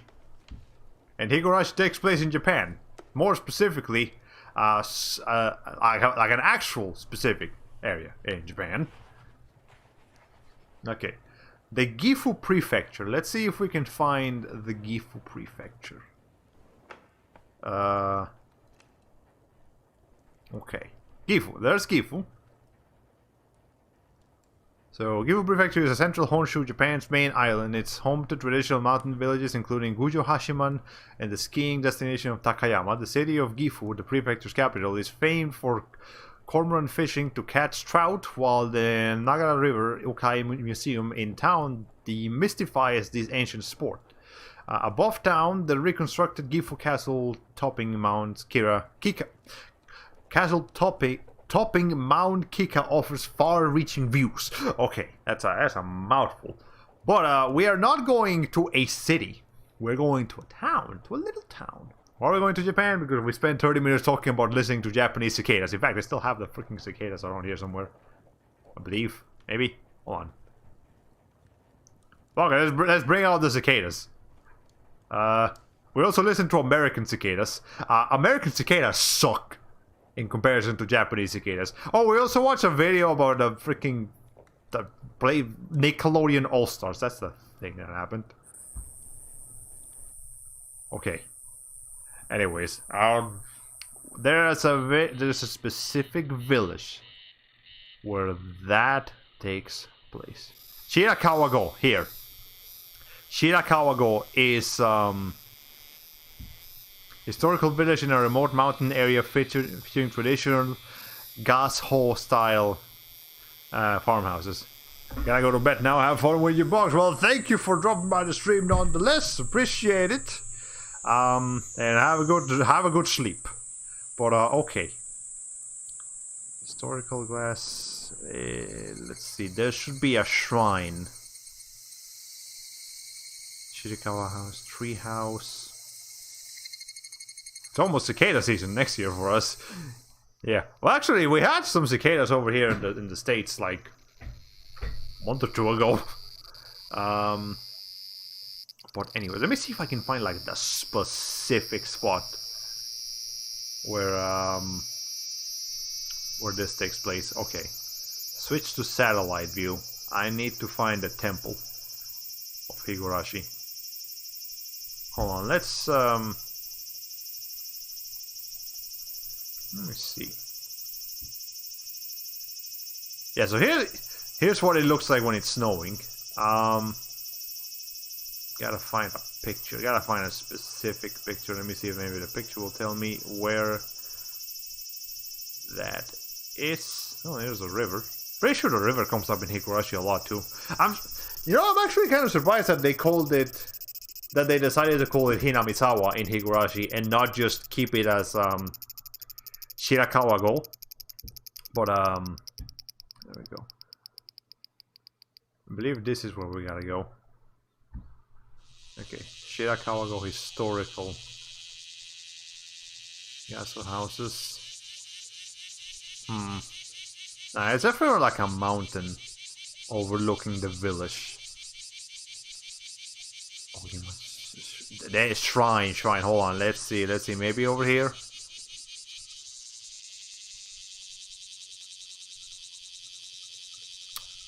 Possibly. I'm surprised they actually have this whole area documented, by the way. Like the whole town is Google Maps explorable. Maybe not here.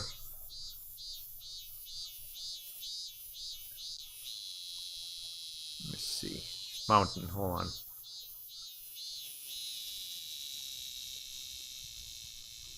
I want to find like the specific spot that they used to like describe Higurashi also. What the fuck is this thing? Oh, that's a... Now that's a freaking cicada. But, yeah, we were also listening to the sounds that American cicadas make, and they're just fucking terrible. Like, compared to Japanese cicadas, they just don't have a whole fucking candle. Okay, well, that was kind of annoying. I don't like that one too much. Okay, cicada radiator. The fuck? That sounds like a like a weather alert. That was strange. Okay, that's weird. My boy's dead. Hold on. Okay. Let's see if we can. Yeah, I really want to find that specific spot though. Come on, come on. It's gotta be here somewhere. Maybe mountain latest. Actually, isn't that it? Yeah, that's it. Is where this I need to, because they showed this view in Higurashi. I need to find that specific view. All right, fine. We'll just go there. Maybe that is where I gotta go. No, this is just at the middle of freaking nowhere. Okay. All right, fine. I'm going to find it. I am going to find that freaking shrine, and we're going to look, and we're going to overlook the village, how they do in Higurashi, but from Google Maps in real life. By golly, I will. All right, pretty sure these are inns, like out in the distance. No, it's gotta be a high spot overlooking the rest of the village. Maybe up here. That's a tunnel. Maybe if we get out of the tunnel, we can do something. Nah, this isn't high up enough. Maybe up here. I feel like we're getting there.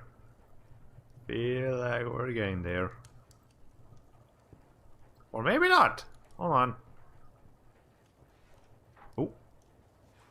Oh. Is it gonna be it? Maybe. You cannot move very far with this Google Maps thing. Okay. Let's see. Maybe if we go over here. Now let me look at the village. I am so dedicated to finding this particular spot that lets you look at the Higurashi village. I don't want to call it the Higurashi village because that's not what they really are. Shirakawa Go. I'm sure this village has existed for way longer. Probably several hundreds of years before Higurashi came out. But if you actually go to the temple, is that it? Hold on, this shrine right here. Oh! I think we found it. Everybody. Hold on. I really want to look at this. Okay. Maybe one of these pictures over here. Actually, hold on. Go back. Oh, wait. This thing right there. You go. Because this is the Higurashi village, you can see right here. This is like this is a shrine, and I don't know exactly what people are supposed to put in these little things, but you can see like the Higurashi characters. So like here's Rena, here's what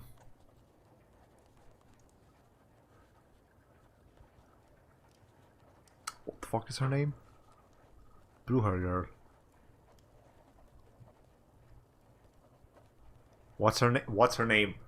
Ah, I know Rena. I know there's Hanyu. There's Rena again. There's probably Rena back there. Fuck, what's her name? Fuck, I don't. Hold on. Okay.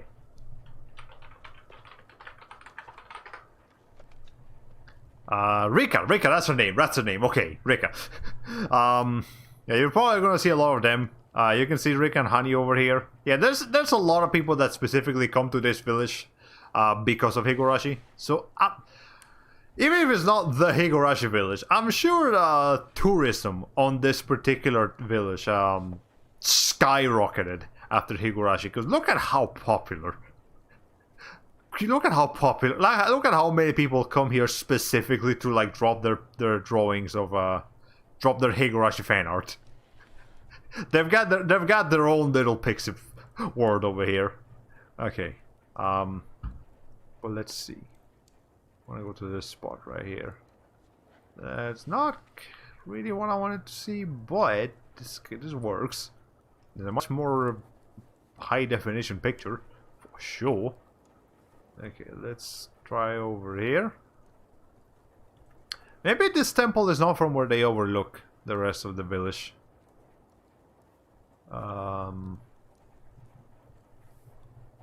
Maybe. Let's try this last spot. No, not here. Hold on, go back. Go back. I want to go to this spot. Fine, whatever. We won't go to that spot. Google. Jeez. My question is, can I overlook the rest of the... Where is the rest of the... Is that the rest of the village? Or is that just No, but I'm pretty sure I've seen that spot in the actual show. I think it's like... You can see Keishi and Rena walking by that thing in the show, in the anime. I think we're too close. Yeah, we're too close to ground level to overlook the mountain. The tree. I think the tree houses is where like the royal family used to live, and they actually do show. There is a royal family in the show, but maybe like. This is the wow, they're getting a lot of snow. Wow, that's a lot of snow. Higurashi takes place in the summer. So you never get to see this. But that's a lot of fucking snow. Jesus Christ. Damn. I did not realize this village could actually get so cold. Okay. I mean, I know that it snows in Japan. I didn't know it snowed this much. Weef. Okay. Well, that's not where I want to be. Hold on. Maybe I'm looking at the opposite direction, and I should probably go like up here. Yeah, let's look at this like particular spot. I think this might be it. Hold on, maybe. Oh, I think this is it. Yeah. Okay, like this little overlook spot. Or at least we're very, very close to it. But yeah, look at that. You will see this shot. If you watch Higurashi, you will see this shot right here. Often. Like every other episode, they will show this shot of the village. But again, in Higurashi itself. So, if I ever go to Japan, I really, really want to come to this place. Because Higurashi is just so... Because I like Higurashi so much, I really want to have... Yeah, there it is. There it is. That's the one. That's the specific, like, picture that we're looking for. So yeah, if you're a fan of Higurashi and you want to, like, live it, you gotta go to Shirakawa-go in Japan. It's a little village. It's a little tiny village in the Gifu prefecture. Here's Tokyo, here's Kyoto, here's Osaka. It's not really close to any major cities, but if you wanna live your it's a little historical village, so it's very much meant to be like a tourism spot. Probably a couple of people live here, but most of their money comes from, I would imagine, rice farms and tourism because of Higurashi. So that's why I really like it when a show or an anime or whatever takes place somewhere that is not a big city. Like, how many anime shows take place in Tokyo? Or maybe in Kyoto? Tokyo and... Oh, okay, that's the Kyoto prefecture. I'm talking about the Kyoto city. Where's Kyoto? Is that actually Kyoto? No, that's Osaka. I'm pretty sure Kyoto's... No, yeah, there's... Okay, Osaka and Kyoto are right next to each other. How many freaking anime shows and manga and all that takes place in these big cities that people already know about? Let's give, like, the little cities a little bit of love, you know. Let's go to Shirakawa Go. Let's go to Hakuba. Let's go to Tarami. Let's go to Ugo. Yeah, let's go to all the little towns. Make a show or a story that takes place in them, and then give them exposure. I feel like they could benefit from that a lot more than more freaking tourism in Tokyo. Tokyo gets enough tourism, my man. Tokyo is a very, very highly populated area. It don't need any more.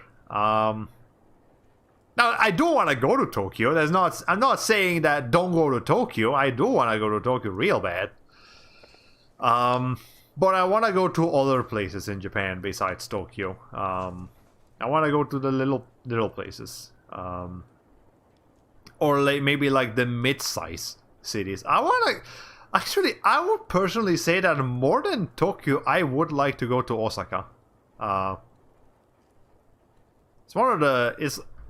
It's the I believe it's the second largest city, or maybe is Osaka the second largest city, or is it the third largest? I believe Kyoto is Kyoto the second largest. Is Sapporo the second largest? I don't know. I mean, I know Tokyo is I know Kyoto used to be the capital of Japan. It used to be back in the day. Then they moved to Tokyo because, I don't know, I guess it was more strategic. Maybe this lake area over here let them have a lot more sea travel and trade, as opposed to Kyoto, which is like kind of landlocked. Well, not really landlocked, but getting to Kyoto is more difficult than getting to Tokyo, because there's this lake. Is there a river that connects to it? Maybe. Is that a river? No, that's a road. Hold on. Yeah, that's just a lake. I don't see any connections to the oceans for Kyoto.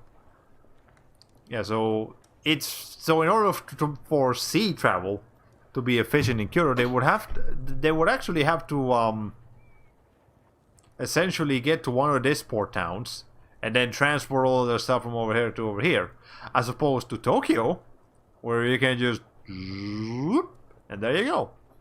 Yeah, remember, sea, water will absolutely influence where you build a town and a city in a country. And having easy access to water is one of the primary reasons to build a town or a city around that area. For example, Australia. Australia is massive, you know, look at all of this land in comparison to like other countries and stuff, you know, it's not that much smaller than China when you look at it. So you would think there'd be a lot of things, but no, look, you gotta look at this. Look at how much of Australia is desert.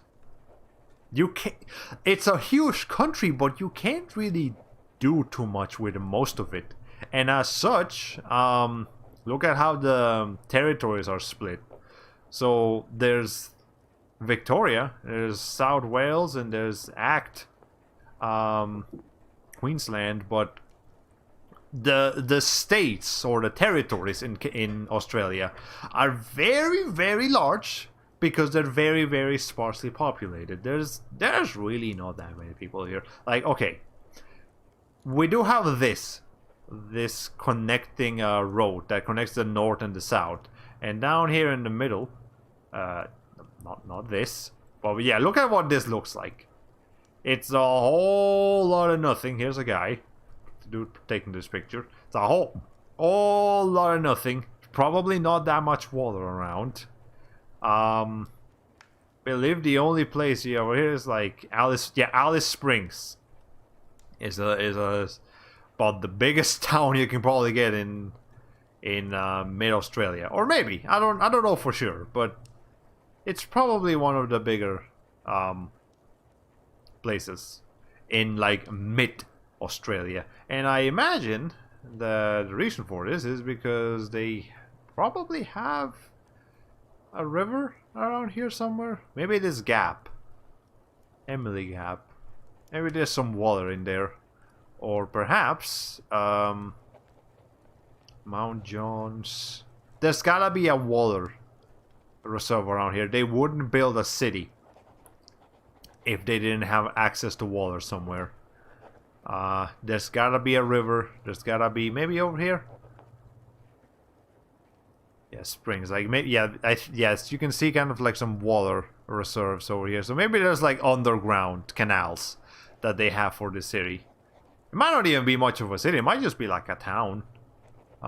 It just looks like a city. And like there's little is this even the locality? Yeah, they don't even have like that many towns. It's just localities because you just can't build on a desert. It's very difficult. Like it's a huge area that's not really meant to be inhabited by humans. So that's why most of the big cities in Australia, Melbourne, Sydney, Brisbane, what is over here? Darwin, I guess. Yeah, most of the big cities are gonna be Perth, Adelaide. They're all gonna be on the coast where there's a lot more vegetation. It's a lot greener, and they have access to water. You know, that's why not that many people live up here in Africa. A lot of people live over here. Like Nigeria is a very highly populated country. It's the most it's the most populous country in Africa, because they have a lot of access to you know, vegetation and water and stuff. Not that many people live in Algeria. It's a big country. It's a big country. Look at the size. But do you think too many people live over here? No. It's desert. And that's kind of part of what makes the United States as a country. You know, it's a huge country, and there are many huge countries in the world. You know, Canada is huge, Russia is huge, and you know, China is huge. But the United States has a bit of an advantage because a lot of the United States is also habitable. Like, yeah, okay, there's a lot of mountains over here in the Midwest, and this area is not quite as easy to populate. But look at how many forests and green and access to water there is over here in the east of the United States. And then you go to the West Coast, and there's also a lot of that. So the United States is not only a very big country, but a country that can be populated in a lot of areas. And that's why each state has a pretty major city.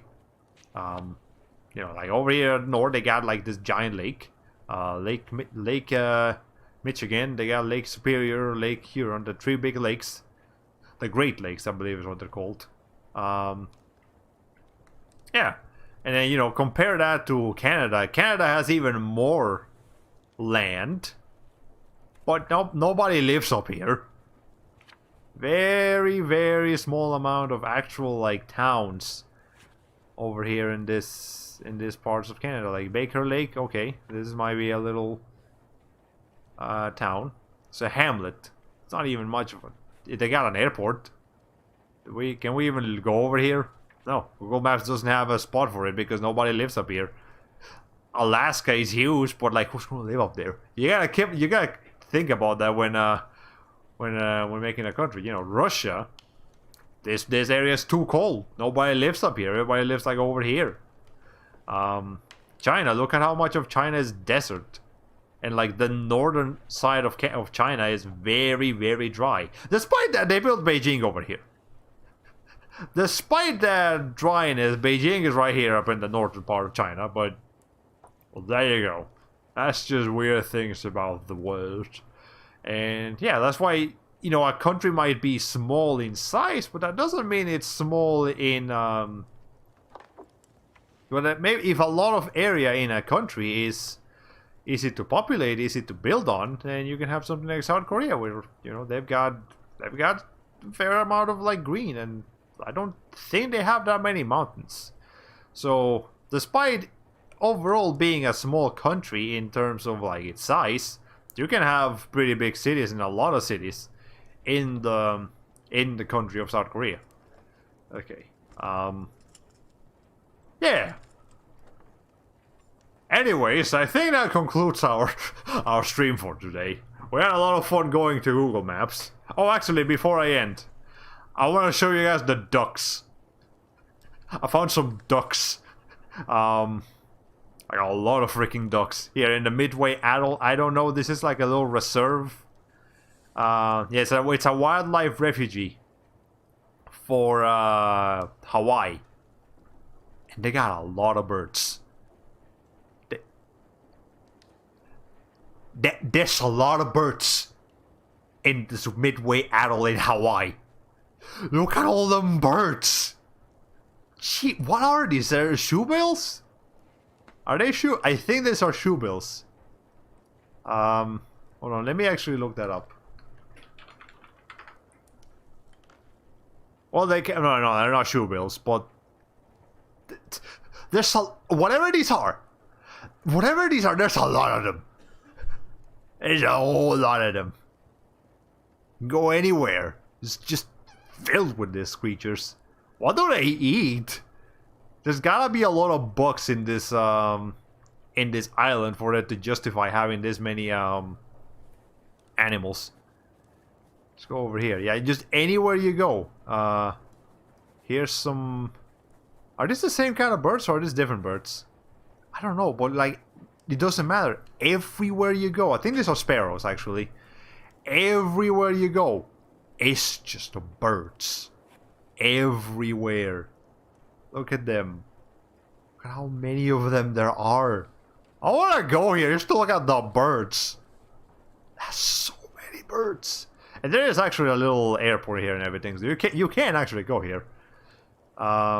Stop! Don't. Wait, look both ways. Aircrafts have right of way. What? Aircrafts? What do you mean an airplane can just casually pass by over here? Also, here's some more birds. Wow. Alright. Who lives here? Let's go to like the central town area. Maybe like this looks like the central town area. Maybe it's not. Hold on. But there's birds. It doesn't matter what humans live here because the birds live here. They've been here. They were here first. And they ain't leaving. Oh, they ain't leaving. I imagine only a couple of people actually like live here. And it's probably just the people that are trying to keep this reserve open. Yeah, there looks to be a lot of abandoned buildings. Yeah, so maybe like a couple of people live here. Let's see if we can find some like cars. Yeah, like here's a guy. It probably just scouts the area. In fact, I imagine that this little islands and grottos is whatever. No, not grottos. Grottos is not the right thing. This area is they just have a very, very small population of people that live here just to live here. Just so like that, like the United States can claim this territory as theirs because hey, we have citizens of ours that live in this area, so you can't take over.